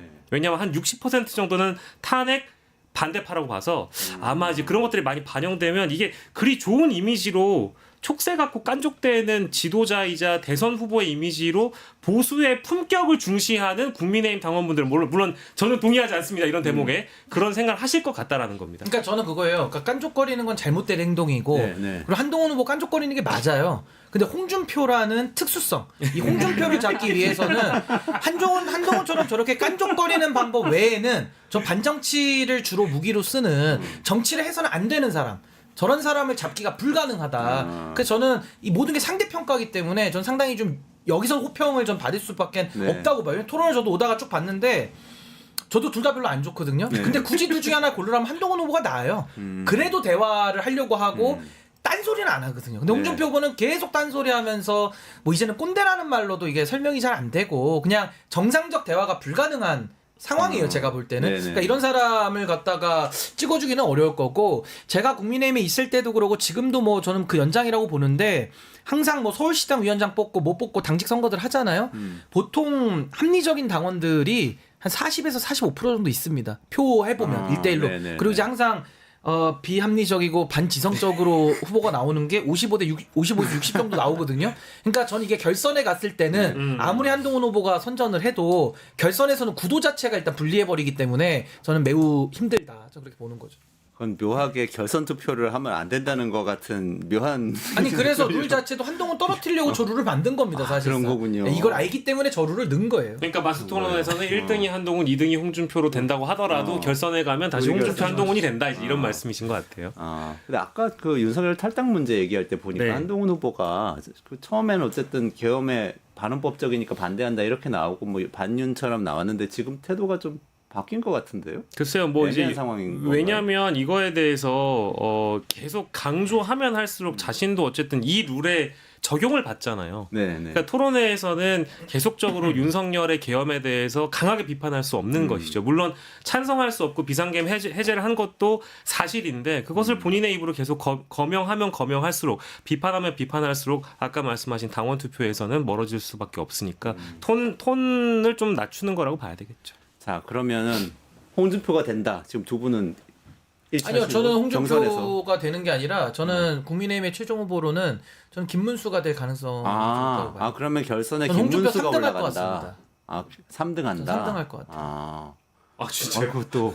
이것도 굉장히 파격적인. 아니, 왜냐하면 전망인데. 지금 김문수는요 이게 지금 그러니까 1차 때랑 다른 점은 1차 때는 여론조사 100% 하거든요. 네. 근데 지금은 당원 50%랑 여론조사 50%인데 그 50%도 역선택 방지 룰이 들어가 있습니다. 그러면 당원들이 50%고 당원들이 여론조사도 응답할 가능성이 매우 높아져요. 네. 그렇기 때문에 사실 당심이 매우 중요하다는 건데 제가 왜 어디서 힌트를 얻냐면 지금 홍준표 후보 쪽으로 간 의원들 중에 그 보직을 받은 사람들 있거든요. 뭐 구자민 의원, 이인선 의원 같은 사람은 홍 후보 캠프에서 보직으로 이미 보도자료가 나갔어요. 근데 이 의원들이 개인으로 페이스북으로 올립니다. 그래서 본인은 캠프에 합류하지 않겠다고. 그러니까 홍준표 후보 쪽이랑은 이름 거명된 사람들이 선을 긋고 있어요. 왜 그러겠느냐. 결국 당심에서는 뭐 윤상현을 중심으로 한 이 친윤 호소 그룹들이 워낙 그 수가 많기 때문에 네. 이 사람들은 물밑에서는 김문수를 지원할 가능성이 매우 높고 기본적으로 홍준표라는 정치인에 대해서 이 보수 내부에서는 반감이 많습니다. 네. 본인이 지금 깐족거린다고 한동훈 후보를 공격했는데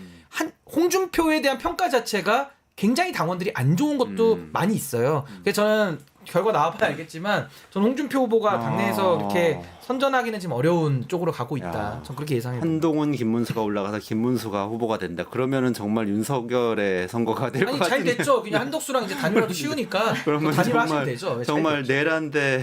내란 세력의 선거가 돼버리는 거 아니에요? 보수 진영 전체가 그렇게 넘어가는 어쨌든 건데. 이번에 국힘 경선 그냥 한 줄로 제가 표현하면 아직 뭐 진행 중이지만 그냥 이재명에서 시작해서 한덕수로 끝나는 게 이번 경선이 아닌가 싶어요. 들을 게 없어요. 네.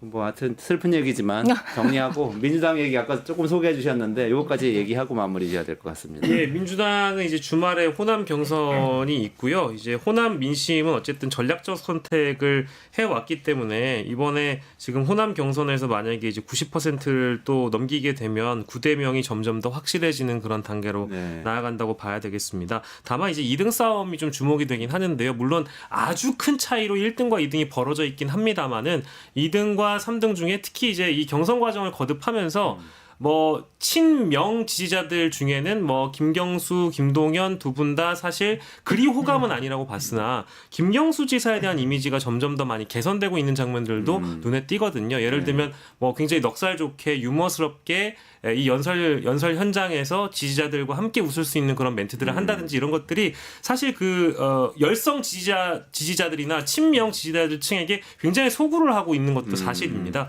물론 여전히 그렇다고 해서 막 끝장나게 호감이냐 그런 건 아닐 테지만 개선이 되고 있다는 말씀이고 다만 김동연 후보 역시도 굉장히 자신의 이미지를 좀 선명성을 갖추기 위해서 대부분의 정책 발표들은 예를 들면 젠더 이슈들인지 이런 것들은 이재명 후보와는 좀 다른 결로 차별화할 수 있는 정책들을 내려고 노력 중에 있거든요. 그런 것들이 어떻게 반영돼서 호남 경선에서 득표할 수 있을 것인가 2등 싸움, 2등 전략 봐야 될 것 같고요. 그리고 마지막으로 이제 90% 과연 호남 경선에서도 이재명 후보가 넘길 수 있는 것인가 이제 요 요 쟁점을 봐야 될 것 같습니다. 그러니까 저는 사실 아까 보수 진영에서의 경선이 갖는 의미를 신 변호사님이 아주 잘 설명을 해주셨는데 뭐 나중에 당권 가지고 어떻게 할 거냐 뭐 이 얘기라는 거잖아요. 지금 근데 민주당 경선에도 사실 이 2등 싸움이 뭐 이재명 대표가 되는 거는 거의 뭐 다들 그렇게 될 거라고 생각하고 있으니까 다른 의미가 있을까요? 아까 말씀하신 예컨대 김경수에 대한 호감이 차기 주자로 김경수가 나설 수 있다?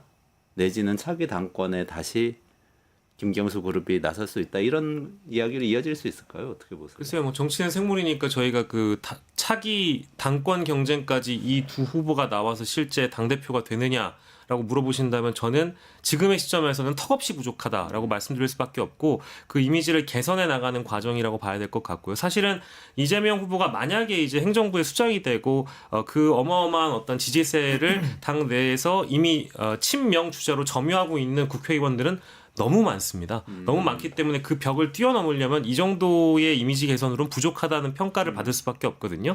다만 두 번째로는 이제 그렇게 개선이 된다라고 해서 차기 당권을 노려본다라고 하면 어쨌든 이 당 대표 대선 경선이라는 게 작은 무대는 아니잖아요. 충분히 만약에 지지자들에게 소구한다면 그것도 마찬가지로 좀 이겨내야 되지 않을까, 감내해야 되는 부분 아닐까 싶기도 합니다. 근데 이게 뭐 대선 이후에는 완전히 구도가 바뀌죠. 왜냐하면 집권 여당의 대표를 뽑는 거기 때문에 이재명 대표가 만약에 대통령이 된다면 뭐 김동연 지사는 이제 경기도 도정 업무로 복귀를 할 것이고 이제 김경수 지사 하나 남는 건데 이재명 대표랑 누가 호흡을 잘 맞춰서 집권 여당의 일을 잘할 것이냐 그 리더십을 뽑는 거지 지금 2등했다 해가지고 메리트를 주고 그 사람을 당대표로 뽑는다? 그러기엔 턱없이 지지율도 부족하고 김경수 후보가 제가 볼 때는 김경수라는 정치인의 장점을 보여주질 못하고 있어요. 결국에는 노무현, DJ 노무현, 문재인을 계승한다라는 역사성만 본인이 발표하고 그 상징적인 적자의 이미지만 있지 어떤 정치인으로서 지금 현실을 진단하고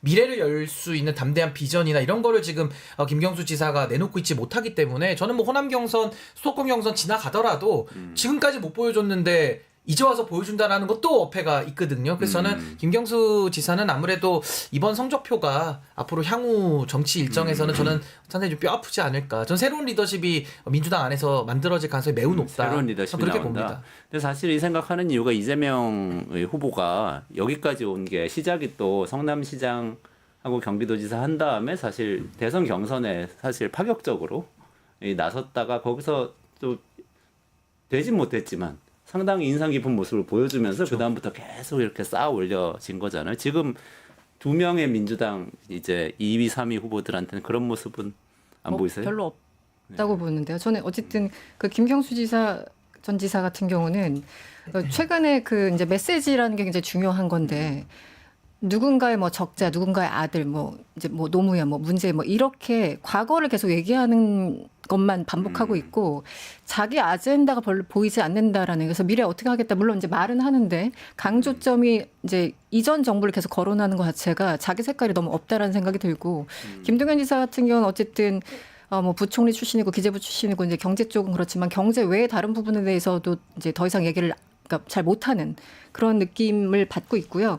사실은 이게 이제 똑같이 싸워도 아무래도 이재명이 한마디 한 것과 김경수와 그 김동연이 한마디 한 건 이제 언론에서 노출되는 게 워낙 압도적으로 그렇죠. 달라서 네. 이걸 이제 객관적으로 평가한다는 건 좀 그렇지만 어쨌든 지금에 있어서 이제 김경수와 그 김동연에게 가는 표를 가지고 그 사람들의 어떤 정치적 무게를 가늠하는 것은 굉장히 힘든 게 아닌가 싶어요. 왜냐하면 지금은 내란 종식을 위해서 무조건 일치 단계로 해서 일단 이재명을 뽑자라는 그런 기운이 굉장히 강한 선거기 때문에 다른 사람에 대한 그러니까 차라리 국힘을 보면 나경원이 왜 떨어졌지? 안철수가 들어간 건 어떻게 이렇게 약간 정치적으로 해석이 가능한데 지금 김경수, 김동연 이 표는 참 해석이 어렵고 좀 무리수다. 저는 그 생각이 듭니다. 그러니까 이제 네. 과거 대선에 도전했던 성남시장 이재명, 경기도지사 이재명 이제 그때 뭐 손가락 혁명군 이런 거 다 들어보셨을 거예요. 이재명의 소주 한 잔 뭐 이런 팬클럽들이 있었거든요. 그러니까 지역 기반을 놓고 자신의 조직을 꾸렸던 대선 후보 이재명만큼의 그때 당시에는 뭐 문재인, 안희정이 훨씬 더 주축인 세력이었고 그 둘의 경쟁으로 좁혀졌던 시절이 있지 않습니까? 그렇죠. 근데 그때는 굉장히 비호감으로 당내에서 완전히 비주류로 분류됐던 이재명조차도 지역을 기반으로 했던 자신의 조직이 있었어요. 근데 지금 김동연이나 김경수에게는 그런 것들이 존재하는가? 그런 팬덤이 자신의 어떤 강한 팬덤을 과연 갖고 있는가가 전 잘 모르겠더라고요. 그래서 그게 어느 정도 갖춰져야 그 다음에 어쨌든 퀀텀 점프를 할 수 있는 건데 그러지 않고선 좀 어려울 것 근데 같아요. 단적인 차이가 그거예요. 이재명 대표는 과거에 경기지사를 했고 지금 네. 김동연 지사도 경기지사 아닙니까? 네네. 똑같은 경기지사인데 김동연 지사는 사실 문재인 정권의 경제부총리라는 이미지가 너무 강하고 네. 거기에 대해서 반성한 것도 잘 모르겠고 그리고 사실은 반명 때리기 이재명 때리기만 했거든요. 근데 이재명 대표는 문재인 대통령하고 한번 붙었지만 네. 그 이후에도 뭐 본인의 생정 성과나 본인의 뭐 기본소득이나 여러 가지 아젠다들을 계속 키워오고 그렇죠. 논쟁의 네. 화두를 던졌어요. 그러니까 그 차이가 좀 있기 때문에 저는 이재명 대표에 대한 뭐 비판이나 뭐 여러 가지 문제제기가 있더라도 이재명 대표가 지금까지 해왔던 그 정치적인 뭐 승부수랄까 정치적인 그런 지지를 얻어오는 방식에 대해서는 저는 뭐 많은 정치인들이 좀 그 부분은 좀 벤치마킹을 좀 해야 되지 않는가 저 그런 생각이 듭니다. 아, 그거 정말 중요한 말씀이네요. 그러니까 어쨌거나 내셔널 아젠다, 우리 사회가 어떻게 가야 된다는 거에 대해서 계속해서 뭔가 던지잖아요. 메시지를 던지고 싸워서 뭐 사람이니까 싸우다가 아니, 저는- 잘못 말해서 실수할 때도 있지만 어쨌든 간에 그걸 계속 끌고 왔다는 점에서 좀 그러니까 차이가 저는 이재명 있네요. 대표가 누구 반대하는 얘기하는 거 잘 못 들어봤어요. 그러네요. 뭐 누구 네. 안 된다, 뭐 네. 누구 비토한다 이런 얘기는 잘 못 들어봤고 네네. 본인이 뭘 하고 싶다를 계속 던져온 거고 그걸 가지고 성과를 냈을 때 지지자들이 조금씩 더 마음을 줘서 지금까지 네. 온 거라고 저는 보거든요. 네네네. 그러니까 그런 부분들은 좀 벤치마킹이 좀 필요하지 않나 그런 생각이 듭니다. 알겠습니다. 이거 중요한 얘기를 하다 보니까 시간이 좀 오버했는데 네. 양해 부탁드립니다. 여기까지 진행하겠습니다. 조금만 기다리시면 끝내주는 경제에서 강정수 박사하고 같이 테슬라 이야기 어떻게 되는 건지 뭐 이어서 이야기할 테니까 끝까지 들어주시고요. 신인규 변호사님, 이승원 평론가님, 그리고 박영식 에디터님 감사합니다. 네, 감사합니다.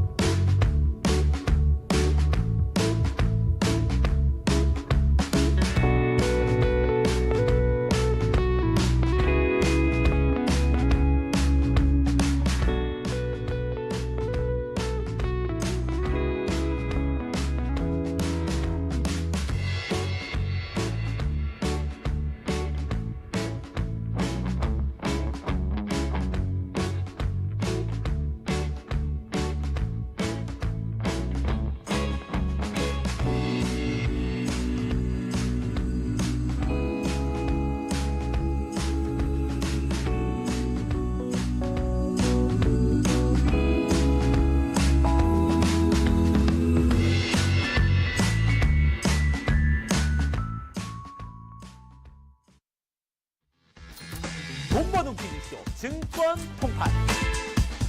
너도 받고 나도 받는 친구 초대 무제한 적립 이벤트. 초대 횟수 무제한, 보상도 무제한. 한 문제만 풀면 친구도 코인, 나도 코인. 우승 상금에 친구 초대 보상까지. 매일 낮 12시 증권 통팟에서 만나요.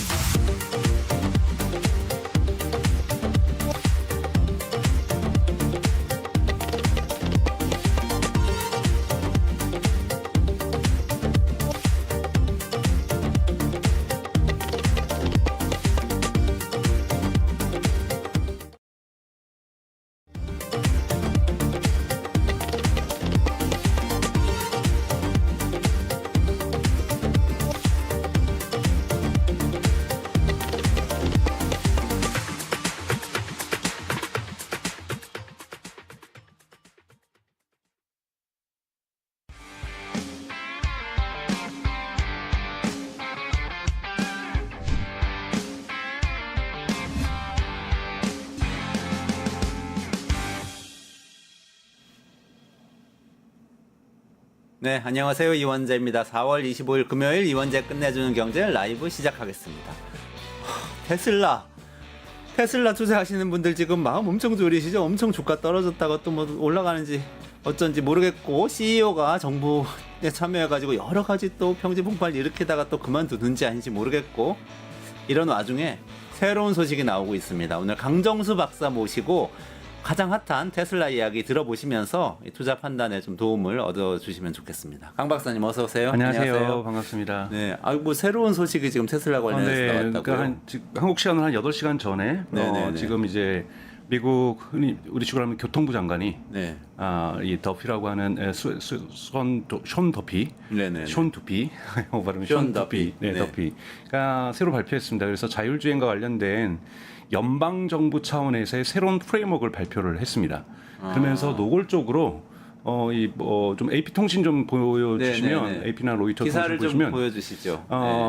중국하고 경쟁하겠다라는 의미를 명확하게 얘기를 했고요. 네. 그래서 저게 기사 제목이 미국이 네. 테슬라에 대한 규제를 완화한다 이런 거네요. 규제 완화한다라는 거고요. 그래가지고 다른 이 메이커들이 우선은 그러니까 중국하고의 자율주행 경쟁에 있어서 좀 더 할 수 있도록 테슬라뿐만이 아니라 네. 특히 미국 기업들이 좀 더 경쟁하는데 규제를 완화하겠다. 그래서 지금까지는 여러분 아시겠지만 주정부 차원에서의 규제가 있었고요. 연방정부 차원에서 규제가 있었는데요. 우선 이번에 나온 것은 연방정부 차원에서는 규제를 확실하게 완화하겠다. 그래서 예를 들면은 저도 잘 몰랐었어요. 이 웨이모가 예를 들자면 구글의 웨이모가 이제 자율주행을 하고 있는데요. 독일 그러니까 미국 전체에서 운영할 수 있는 차량이 4,000대밖에 안 됐던 거예요. 그게 제한돼 있었어요. 이제 그런 제한 없애겠다. 네네네. 뭐 이부터 시작해서 연방 차원에서의 규제들을 대폭적으로 완화해서 미국의 자동차 기업들과 테크 기업들이 중국의 자율주행과 경쟁하는데 지금 너무나도 불리한 조건이라는 거죠. 일종의 우리가 얘기하는 역차별이라고 할 수 있는 이런 조건이니 중국의 자율주행 기업들과 경쟁할 수 있도록 기준을 대폭적으로 완화하겠다. 물론 뭐 정책인 수사 여부는 앞에 달았어요. 가장 중요한 것은 시민의 안전이다. 이런 부분을 분명하게 하긴 했습니다. 근데 이것이 이제 의미하는 건 뭐냐면 아직까지 주정부 차원에서의 이 규제는 연방 정부가 쉽게 개입할 수는 없는 거죠. 관련법을 바꿔야 되는 거고 그 관련법을 바꾸면 일부 주에서는 우리 식으로 하면 대법원, 슈프림코트에 또는 헌법재판소에 이 소송을 걸 겁니다. 왜냐하면 연방법이 주법을 건드릴 경우에는 소송을 할 수가 있는 거거든요. 근데 네네. 이제 도로교통 관련해서는 주법이 있고 주정부법이 있고 연방법이 있거든요. 그러니까 미국에서는 주별로 독립성이 강하기 때문에 그렇죠. 사실 상당히 대등하게 또 한번 다퉈볼 수도 있겠다. 뭐 이 이야기죠. 그런데 이제 주마다 50개 주에서 다 뭐 자율주행 허가 받으려면 얼마나 어렵겠어요. 네. 이거는 이제 연방 차원에서 규제하는 것이 트럼프 정부의 공약이기도 했어요. 네네. 이것이 이제 일론 머스크가 결합했던 여러 이유들 중에 대단히 중요한 이유였던 거고요. 근데 이제 우선은 이제 여기에 공식적으로 중국이라는 단어를 집어였다라는 것. 네. 중국 정부하고 지금 중국 여러분 아시는 것처럼 중국은 자율주행에 대단히 큰 정부 차원에서 지원을 해주고 있고 중국의 우한이라는 것뿐만이 아니라 중국의 많은 기업들이 지금 자율주행에 있어서 대단히 여유로운 조건 속에서 실험을 하고 있는데 미국 같은 경우는 그러지 못했다는 부분에서 되게 폭넓게 자율주행에 대한 규제를 풀겠다라는 미국 연방 정부의 우선 발표가 나왔고요. 이 부분은 대단히 테슬라에게 지금 로이터 같은 경우에는 이거를 보도하면서 되게 중립적인 차원에서 좀 보도를 하면서 규제를 완화한다 이런 얘기를 썼다라면 AP통신은 이거는 테슬라에게 규제가 완화된 것이다. 그리고 와이어드 같은 경우 미국의 테크 전문지 같은 경우도 이거는 테슬라를 향한 테슬라 지향성 발언이고 어쩌면 트럼프 정부의 행정부의 트럼프 대통령의 일론 머스크의 그동안의 노고에 대한 어떤 보상일 수도 있다. 뭐 이런 식으로 지금 보도가 나올 정도이기 때문에요. 우선 테슬라 같은 경우는 여러분들 이번 주 한국 시간으로 수요일 오전에 있었던 미국 시간으로 화요일 밤에 있었던 이 1분기 실적 발표에서 명확하게 6월달에 텍사스에서 20대의 모델 Y를 개조한 게 아니라 모델 Y에서 비감독하에서 자율주행 로봇 택시 서비스를 시작을 하겠다라고 밝힌 상태였거든요. 이런 부분들이 이제 빠른 속도로 다른 도시로 그래서 이 규제 부분을 해결해 나가면서 빠른 속도로 올해 말까지 대단히 다른 도시에서도 로봇 택시 사업을 하겠다. 그리고 이제 질문이 나왔던 건 뭐냐면 아니 로봇 택시만 자율주행을 하면 뭐 하냐? 우리 테슬라 소유주들에는 똑같은 서비스를 언제 할 수 있느냐? 이건 또 규제가 또 풀려야 되는 거거든요. 그러니까 규제가 산 넘어 산인 거예요. 네네네. 그러면 테슬라 같은 경우는 좋은 점은 웨이모나 테슬라 같은 경우, 웨이모 같은 경우는 특수 제작된 차량에서만 자율주행 가능하다라면 요번에 테슬라가 하는 건 여러분 로보택시라고 해서 모델 Y에 대한 모델 Y에서 테슬라 FSD를 버전 14가 될 가능성이 있는데 이걸 비감독화해서 즉 인간이 감독하지 않아도 심지어는 이번에는 제한적으로 인간이 운전석에 앉아요. 테스트 기간이기 때문에. 네네. 하지만 핸들에서 완전히 손을 놓고 다른 데를 살짝 봐도 위험할 때만 개입하면 되는 거니까 이러한 그 솔루션을 언제든지 소프트웨어 업데이트를 통해서 다른 모든 차량에도 동일하게 적용할 수가 있거든요. 네네네. 근데 적용할 수가 없다라는 거죠. 다 규제법이 있어서. 규제 때문에. 네, 그렇죠. 근데 동일한 서비스를 쓰기 때문에 아마 테슬라는 여기다가 감독이 있어야 된다고 얘기를 하지만 많은 소비자들은 비감독화해서 운전을 하긴 하겠지만 네. 연방정부에서 이거를 주정부에서 빨리 규제를 풀어줘야 되는 거죠. 그래서 오늘 영상도 오늘 또 하나 공개를 했습니다. 사실은. 그래요? 어떤 네. 걸 공개했나요? 그래서 왜냐하면 이제 이 텍사스에서 오스틴에서 시작하기 위해서 샌프란시스코하고 텍사스 오스틴에 있는 테슬라 직원들이 네. 한번 타본 모습들을 보여준 거예요. 그래서 그 영상 혹시 준비되셨으면 저 한번 영상인가요? 네, 맞습니다. 저 네네네. 영상을 보시면 지금 운전석에 아무도 앉아 있지 않고요. 이렇게 가서 손님 마주로 가서 모델 Y죠. 지금 현재 시판되고 네. 있는. 저 여기다 소프트웨어를 적용하면 모든 차량이 가능하다라는 거예요. 그래서 사람들이 직접 저게 탑승을 하고 뒷좌석에 지금 앉는 모습이 나옵니다. 뒷좌석에 그리고 앉고. 원래 안전벨트 매라는 거고 목적지로 출발을 누르면 네. 출발하는 겁니다. 그러니까 저런 식으로 앞으로 된다는 거죠. 그래서 지금 안전을 위해서 앞에 운전석에 사람이 앞에 앉아 있긴 운전석 하지만 사람은 있긴 있네요. 있긴 있지만 비감독화해서 진행되는 거고 테스트 기간에는 사람이 앉아 있습니다. 왜냐하면 아직까지 정부에서 허락을 완전히 해준 것이 아니기 때문에 테스트를 하고 한 거지 네. 이것을 비즈니스적으로 활용하는 것을 전면적으로 허락한 게 아니기 때문에 안전 요원이 앉아야 되는 거죠. 앉아서 근데 핸들에 손도 안 대고 안 되고 있는 거죠. 안 그냥 되고 앉아만 있는 네, 거. 앉아만 있는 거죠. 근데 혹시 모를 상황을 위해서 위험이 생기면 네네. 대처를 하라는 뜻에서 네네. 안전요원으로 앉아 있다는 네네. 거죠. 그래서 이거를 미리 오늘 또 선 공개를 했습니다. 그러니까 실제로 완전히 준비가 끝났다라는 걸 얘기를 해주는 거고요. 이것이 이제 그리고 우리가 여러분 작년 10월에 보셨던 사이버캡이라고 해서 정말 이 스티어링 휠, 이 핸들도 없는 차. 이거는 내년부터 양산을 해서 보급을 하겠다. 그래서 일종의 테슬라는 투 트랙으로 진행을 합니다. 하나는 로보택시라고 해서 구글의 웨이모하고 똑같이 사람들이 돈을 내고 서비스로서 할 수 있는 이런 이 서비스가 있는 거고요. 특수 차량이죠. 이거는 흔히 말해서 상업적인 운행을 위해서 우버처럼 또는 택시처럼 하는 로보택시고요. 심지어 그 말 그 자체로. 네네. 그 다음에 두 번째는 테슬라 차량을 갖고 있는 모든 사람들에게 북미 지역이 우선 허가되어 있으면 북무 지역에서 이제 자율주행을 할 수 있다는 거죠. 똑같은 솔루션이지만 소프트웨어지만 정부 허가에 따라서 전면화되느냐 아니냐 이것이 나눠지는 거고요. 또 하나 또 재밌는 것은 이 투트랙이라고 제가 말씀을 드렸지만 이 두 가지의 사업 영역이 있다면 이거를 연결해 주는 고리가 있습니다. 네.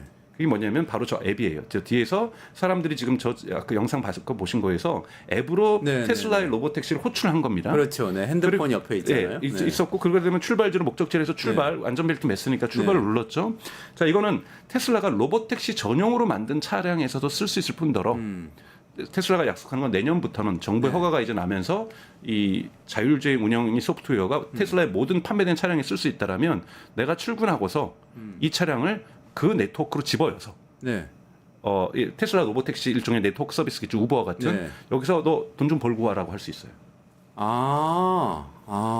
그러면 그럼 나는 출근해서 네. 차를 주차장에 놔두는 게 아니라 그 다음에 너는 우버 가가지고 사람들 태우고 5시간만 일하고 와. 일하고 나 퇴근할 때 다시 태우러 와라. 태우러 와라. 이렇게 할 수 있는 겁니다. 그러니까 두 야, 가지가 두 그거는- 가지 사업 영역이 연결되는 거죠. 그래서 순수하게 로보택시만 하는 것이 아니라 차량 소유주에도 똑같은 소프트웨어가 걸려 있기 때문에 이것이 지금은 아직까지는 허가기다. 이거는 단계적으로 허가가 나는 겁니다, 여러분.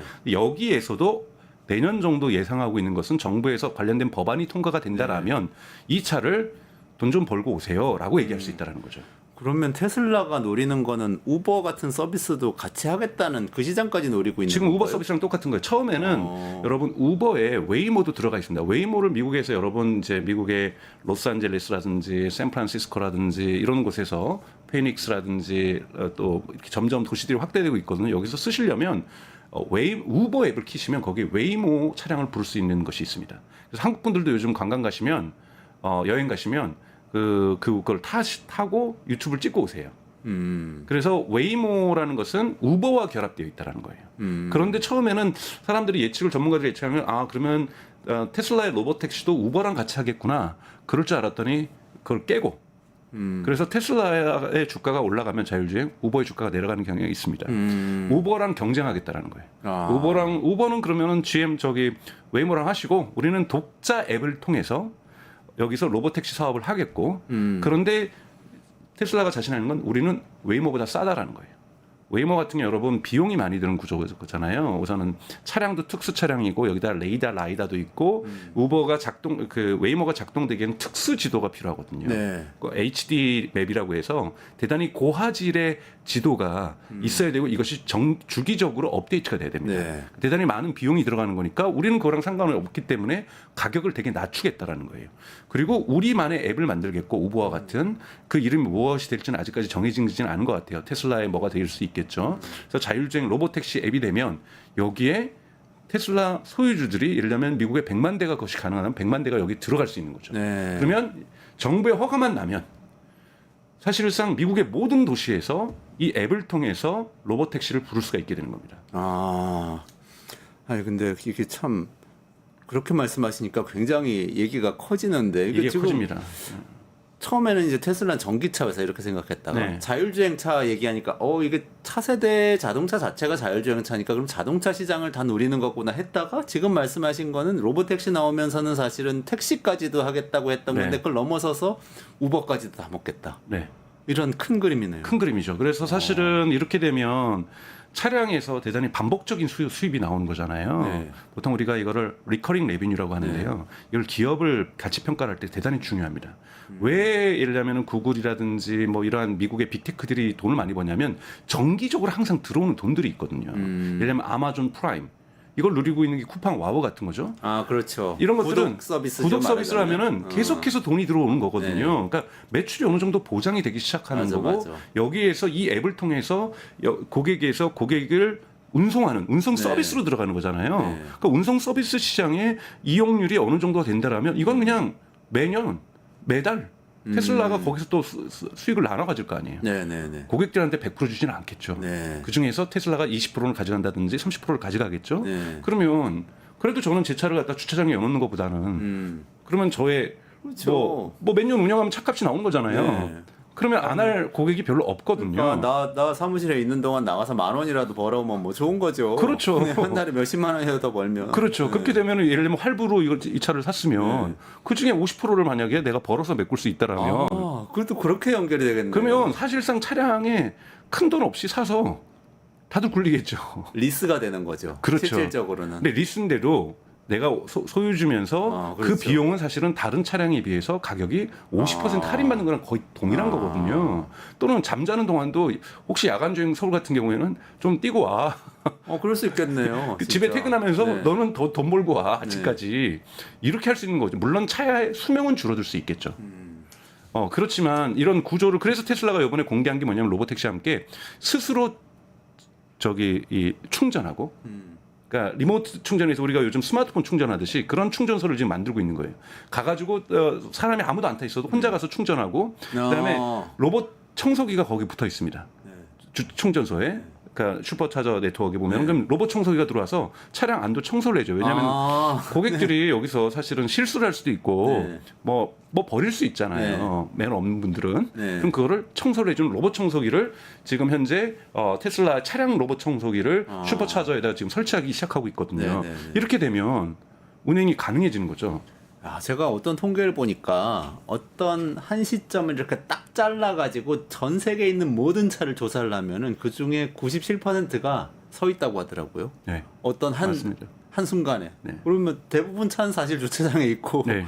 몇 대만 한 5%, 3%, 5%만 다닌다는 거잖아요. 근데 네. 그렇지 않게 만들 수도 있겠네요. 그렇죠. 이렇게 되면 이것이 이제 많은 도시 전문가들이 얘기하는 그거거든요. 말씀하셨던 것처럼 이렇게 돼야 우리는 도시를 새롭게 생각할 수 있다. 수많은 지금까지 있었던 주차 공간을 진짜 주차장도 대폭 줄일 수가 있잖아요. 맞아요. 대폭 줄일 수 있고 지하 주차장을 어떻게 다시 활용할 뿐만 아니라 특히 유럽이나 미국에는 실외 주차장이 많습니다. 지하 주차장. 이 공간에 녹지를 만들 수도 있는 거고요. 이 공간을 새롭게 상상할 수 있는 인류에게 있어서 저는 테슬라라는 뭐 일론 머스크라는 평가는 뭐 좀 둘째 치더라도 나쁘게 부정적으로 평가할 수 있고 저도 부정적으로 본 면들이 있어요. 네. 그러나 이게 테슬라의 브랜드가 아니라도 인류에 있어서 저는 대단히 중요한 사건이라는 거예요. 네, 네, 네. 즉 자동차가 출현하면서 미국에서 말이 사라지는데 마차가 사라지는데 딱 20년 걸렸어요. 완전히 사라지는데. 그러면 지금 이제 이러한 부분의 전환들이 지금 저는 내연기관에서 전기차의 전환도 20년, 25년이 걸리고 있다고 보고 지금 중간쯤에 와 있다고 봐요. 이걸 X 트랜스포메이션이라고 얘기합니다. X 즉 말의 점유율은 떨어지고 네. 자동차의 점유율이 올라갔잖아요. 네. 그러면 이제 내연기관의 점유율이 떨어지면서 같이 상승을 해서 전기차의 전기율이 올라가겠죠. 그 다음에 트랜스포메이션이 여기서 끝나는 것이 아니라 또 한 번에 저는 X 트랜스포메이션이 오는데 제가 한번 말씀드렸던 EIV Electric Intelligent Vehicle, 즉 전기 지능 자동차. 네네네. 자, 그러니까 AI와 AI 자동차인 거죠, AI와 EV, 자, EV가 이만큼 전 줄어들면, 그러니까 AI가 안 되는 EV는 또 사라질 거예요. 전기차지만 자율주행 AI는 없는. 그렇죠. 전기차. 이런 EV들이 다 네. 사라지는 거고, 이 AI가 있는 EV 전기차는 다시 수직 상승하면서 이 시대로 두 번의 X 트랜스포메이션을 우리가 30-40년 안에 겪게 되는 이런 상황인 거고, 저는 이것이 테슬라가 100% 시장을 점유하지는 않겠죠. 중국 기업들도 있고 웨이모도 열심히 하고 또 영국에 있는 웨이브라는 것도 있습니다. 웨이브. 네, 웨이브. 네, 영국 기업인데 지금 미국까지 지금 진출하고 네네네. 있거든요. 물론 테슬라하고 똑같은 방식이긴 하면 이런 기업들이 치고 올라오고 있기 때문에 자율주행차 제조업체인가요? 자율주행 그렇죠. 근데 똑같이 테슬라 차를 비슷한 제조하는 건 거죠? 아니고요. 웨이모도 네. 이 제규어라든지 이런 외부의 차량을 받아가지고 개조를 하는 거고 현대가 지금 계약을 해서 앞으로 현대차를 또 개조해서 자율주행으로 바꾼 개조가 필요한 거예요. 그러니까 엄청나게 고비용이 들어가는 거거든요. 네네네. 그러다 테슬라하고는 사업 구조는 좀 다르네요. 그렇죠. 접근 방식이 완전 다른 거죠. 네. 테슬라는 일반 차량을 자율주행으로 바꿔버리는 거니까요. 네, 네. 훨씬 더 다른 규모의 경제를 만들 수가 있는 거죠. 그래서 이러한 자율주행의 시대가 사실은 2010년대부터 계속 나왔잖아요. 알파고 우리 나오면서 맞아요. 막 자율주행 네. 시대가 올 거라고 그러면서 뭐 어떤 분들은 다 말도 안 되는 소리다, 꿈과 같은 소리다라고 얘기를 하면서 이 시대가 올 것인가 말 것인가 했는데 이 시대가 정말 올지 안 올지 더디게 올지는 모르겠지만 첫 번째 원년이 지금 사실은 작년 여름부터 웨이모가 상업적 서비스를 샌프란시스코에서 시작을 했거든요. 네. 저는 첫 스타트는 웨이모가 뚫었다고 봐요. 네. 그리고 작년에 우버죠? 그 우버를 우버와 통해서 같은, 구글에서 웨이모라는 네네. 자율주행이 작년부터 상업 서비스를 시작을 네네네. 했다는 거예요. 그것이 미국에서 시작을 했고 또 작년에 2024년에 중국 우한에서 이 바이두라는 우리 식으로 하면 네이버 같은 검색 업체인데 여기서 자율주행 잘하거든요. 여기서 아폴로 고라고 하는 이런 웨이모랑 똑같은 무인 택시를 시작을 했습니다. 그러니까 2024년이 원년이라면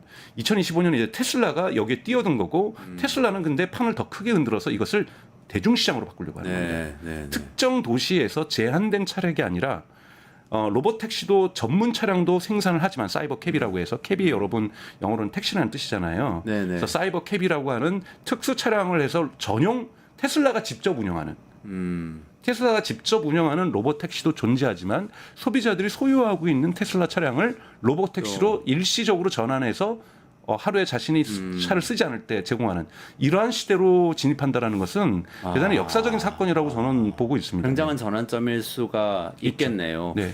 그러면은 제가 좀 궁금한 게 그 아까 처음에 네. 연방 정부가 지금 규제 완화를 테슬라를 위해서 좀 네. 하고 있다 네. 이런 기사 나왔다고 말씀주셨잖아요. 그게 구체적인 내용이 이것하고 직접 연결이 되는 건가요? 그 완화의 내용이 혹시 나왔나요? 네, 완화의 내용이 나왔는데 첫 번째는 뭐 자기네들은 더욱더 안전 사고에 대해서 뭐 우선순위를 두고 있다는데 두 번째는 뭐냐고 하면 레벨 2나 레벨 3에 대해서 흔히 말하는 뭐 접촉 사고 이런 거는 일일이 연방 정부에 보고 안 해도 된다. 인명 피해가 큰 것에만 보고를 하는데 지금은 작은 사고부터 접촉 사고부터 네네. 사람이 다친 인명 사고까지 모든 거를 정부에다 보고를 해야 됩니다. 네. 그 보고 의무를 없애주겠다. 네. 그래서 큰 사건일 경우 인명 피해가 어느 정도 큰 사건일 경우만 보고를 하고 나머지는 그냥 진행해라. 이거 부분에도 되게 완화된 조건이라고 볼 수가 있는 거고요. 그리고 연방 도로에서는 그냥 한꺼번에 허가를 받아서 모든 연방 도로에서는 자율주행을 할 수 있다.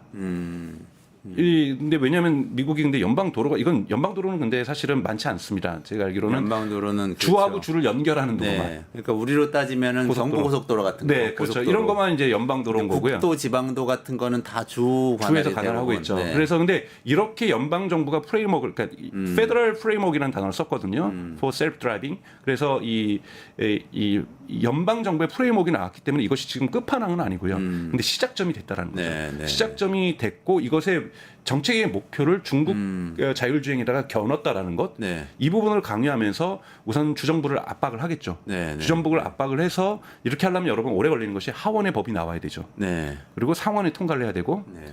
아마 캘리포니아를 비롯하여 주정부 그렇죠. 일부는 강하게 저항할 겁니다. 이거는 진보적인 쪽에선 또 반대하겠죠. 저 주정부 권한에 대한 개입이잖아요. 네. 그러니까 미국은 연방 정부인데 여러분 우리나라처럼 이 단일한 국가가 아니라 그렇죠. 연방 정부이기 때문에 이 연방법이 주법을 개입할 때는 항상 슈프림 코트에서 최종적인 판단을 받아줘야 되거든요. 네. 이것까지 가려면 저는 이건 2026년까지도 갈 수도 있다고 생각이 들어요. 시간 오래 걸린다. 시간 오래 어쨌든 걸린다. 근데 방향은 이렇게 잡혔다. 방향이 잡혔다라는 거고 네. 그리고 차들이 우선 돌아다니기 시작한다라는 거고 테슬라의 계획대로 하면은 이런 허가받는 도시들을 법 바뀌는 거와 무관하게 계속 늘려나가겠다. 네, 네. 계속 늘려나가겠고 내년대부터는 지금 벌써 생산 설비 작업을 하고 있어서 대량 생산으로 우선은 일단 로봇 택시 테슬라가 직접 운영하는 것은 허가받기가 좀 쉽습니다. 책임은 자기네들이 다 지면 되니까.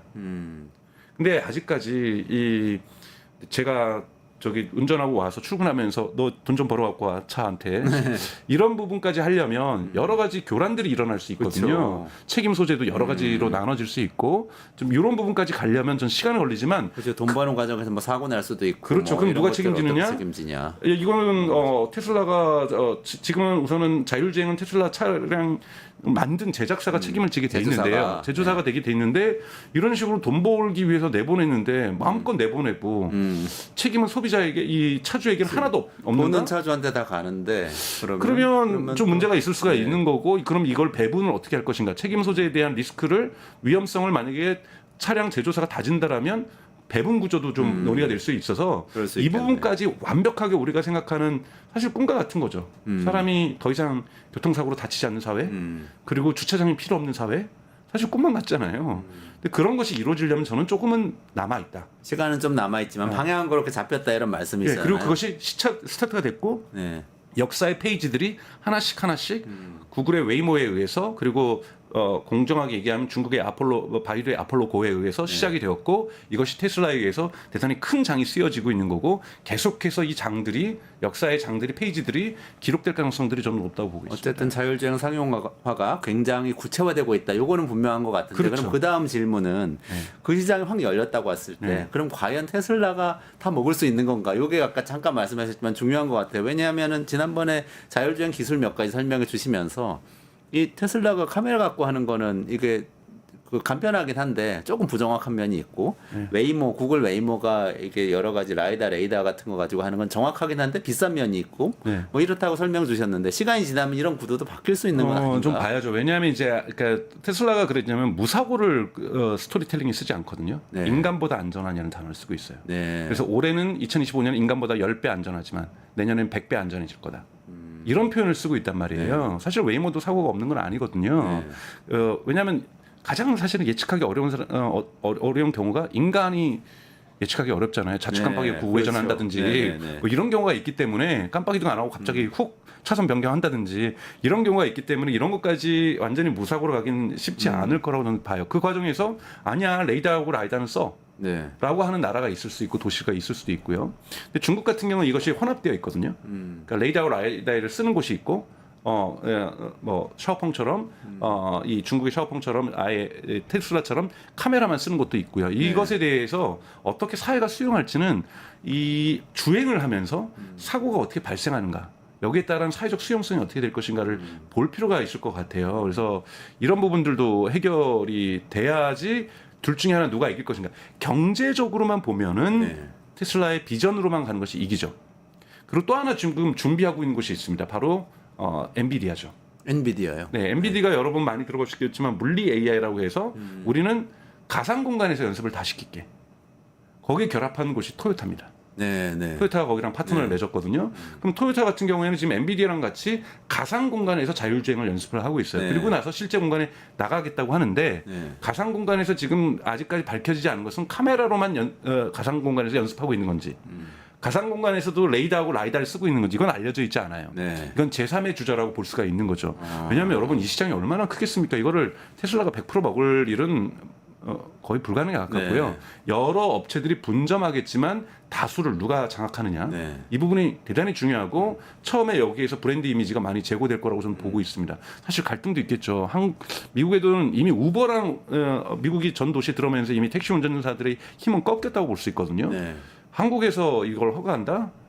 뭐 자율주행은 어느 정도 허가할 수 있어요, 정부가. 네. 근데 이걸로 로봇 택시하는 영리 목적까지 허가해 준다? 그러면 사실은 택시업은 완전히 사라지는 거거든요. 완전히 사라지는 거잖아요.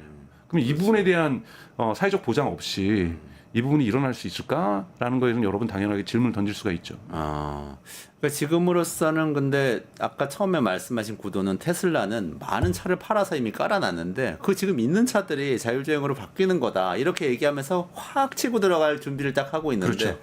구글 웨이모나 아까 말씀하신 토요타나 뭐 엔비디아하고 손잡고 훈련은 시키지만 차를 만들어서 보급하는 데는 시간이 많이 걸리는 거예요. 걸릴 수밖에 없죠. 그리고 그거는 택시로만 쓸 수 있지 제 차로는 못 쓰는 거거든요. 그렇죠. 그러면 그 차이는 있네요. 테슬라가 좀 어마어마하게 앞서가고 있죠. 있다고는 봐도 되는 거 아닌가요? 압도적으로 앞서가고 있죠, 사실은. 뭐 양산 시장이라 해야 될까? 매스 마켓에서는 앞서가고 제가 그렇게 있는 얘기하면 거죠. 너무 제가 테슬라 빠가 될까봐 네. 조심하고 있는 거지만 테슬라이라고 안 그래도 그러니까 우리가 순수 경제학적으로 보면 이 규모의 경제와 소량 생산 이걸 뭐 어떻게 비교할 수 있냐면요. 네. 지금 테슬라는 헨리 포드가 만들었던 모델 T 컨베이어 벨트의 최초로 만들어진 차량이 모델 T입니다. 네. 그 전까지는 유럽의 기업들이 앞서갔어요. 벤츠도 뭐 먼저 나왔고 프랑스의 기업들, 영국의 기업들이 먼저 나왔는데 다 수작업으로 만들었거든요. 흔히 말하는 컨베이어 벨트 없이 네. 대량 생산하지 않았던 이런 차들이 있었지만 이거를 꺾어버린 것이 모델 T였던 거고 그렇죠. 그러면서 자동차의 가격이 5년 사이에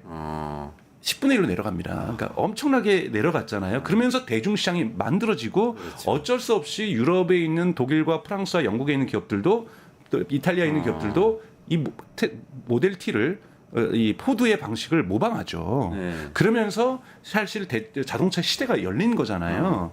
그런 면에서 결국 시장을 열려면요 반드시 대중시장을 가야 됩니다. 지금 제가 지난주에도 말씀드렸지만 AI도 마찬가지잖아요. 처음엔 성능 경쟁을 하지만 결국은 누가 무료를 먼저 내느냐 누가 무료 서비스를 먼저 내는가에 따라서 네. 판도가 변하는 거잖아요. 이러한 즉 흔히 말하는 사치 제품에서 네. 한 달에 $20씩 낸다는 건 사치제예요. 아니 넷플릭스보다 비싼데요. 저희 어머니보러 쓰면 챗GPT. 예, 챗GPT 누가 쓰겠어요? 한 달에 근데 3만 원씩 내야 제가 되니까. 언젠간 어머니한테 네. 어머니 무료예요. 대학 다니는 조카들한테 또는 초등학생 무료예요. 이건 완전히 다른 거거든요. 그렇죠. 이것이 흔히 말하는 대중시장을 만드는 방법인 거잖아요. 그 돈을 그 비용을 파이낸싱을 광고를 하던 뭐 물건을 팔아서 코미션을 먹던 어떤 방식으로도 흔히 말해서 생산 인스타그램도 비용을 막 낮춰서 할 수도 네. 있고 이렇게 분화되는 것이 시장이 커지는 방식이거든요. 시장이 커지는 방식에서는 테슬라의 접근 방식이 압도적으로 맞습니다. 자, 그러면 그 관점에서 여기까지 정리를 오늘 네. 해주시면 좋겠는데 테슬라가 실적 발표 아까 말씀하셨던 1분기 실적 발표한 다음에 사실은 언론에서는 굉장한 혹평을 했잖아요. 실제로 예상했던 것보다도 훨씬 더 매출이 더 네. 떨어졌다. 네네네. 그러면은 근데 박사님은 그 말씀을 한마디도 안 하시고 지금 장기적인 어떤 자율주행 전망은 상당히 잘 보여줬다. 이렇게 평가를 하신 것 같은데. 그러니까 지금 맞아요? 제가 보기에는 그날 발표하는 날 테슬라 주가가 떨어지지 않았어요. 네, 올라오더라고요. 네, 그리고 1월 달에 4분기 실적 발표했잖아요. 2024년. 네네. 그때는요. 재무제표가 발표가 됐을 때 주가가 훅 떨어졌다가 네. 컨퍼런스 콜, 그러니까 어닝콜을 하면서 일론 머스크가 얘기를 하면서 가이던스를 얘기할 때 올라갔거든요. 네. 근데 이번에는 재무제표를 발표할 때 떨어지지 않았어요. 아. 그건 뭐냐면 이미 기관 투자자들도 테슬라를 소프트웨어 기업, AI 기업으로 보기 시작했다는 뜻이에요. 네네네. 그러니까 관점이 변해버린 거죠. 그래서 뭐 자동차 부분에서 실적이 떨어져도 자율주행이 왜 가까웠다. 왜냐하면 그 문서에 재무제표 문서에 6월달 텍사스 오스틴 일정은 명확하다라고 얘기를 했거든요. 네. 그러니까 연기가 된 게 아니라 진짜로 시작한다는 거죠. 그러면 물론 떨어질 수 있습니다. 주가는 네. 언제 떨어질까요? 텍사스 오스틴 시작했는데 계속 사고 나는 거예요. 아. 거기 여러분 안전성을 입증해야 되니까. 미국의 방송사들하고 언론사들이 특파원들 다 파견할 겁니다. 네. 그러지 않겠죠. 다 타보고 네, 막. 네, 그렇죠. 그리고 나는- 내 눈으로 보겠죠. 근데 거기서 사고가 터지면 바로 전 세계 속보로 확산될 거예요. 이러면 테슬라 주가는 와장창 무너지겠죠. 여러분 그래서 리스크 있습니다. 주식 제가 투자라는 말씀 아니에요. 네, 저희는 투자 네. 권유는 안 합니다. 네네. 네. 분명하게 리스크가 존재한다라는 거고, 하지만 대단히 중요한 이 시작점인 건 분명하다고 볼 수 있고, 기관 투자자들도 테슬라를 이제는 AI 기업으로 평가하기 시작했다라고 저는 보고 있습니다. 네. 알겠습니다. 오늘 여기까지 진행해야 될 것 네. 같고요. 네, 강정수 박사하고 같이 테슬라 이야기 오랜만에 나눴는데 굉장히 자율주행에 대해서 중요한 인사이트 많이 전해주신 네. 것 같습니다. 감사드리고요. 이원재 끝내주는 경제는 매일 오후 5시 45분에 진행합니다. 주말엔 다시 보기 보시고 월요일에 5시 45분에 다시 라이브로 찾아뵙고요. 또 끝장 뉴스 5시에 시작하니까 월요일 5시에 저는 라이브로 찾아뵙도록 하겠습니다. 강 박사님하고 같이 여기서 인사드릴게요. 고맙습니다. 고맙습니다.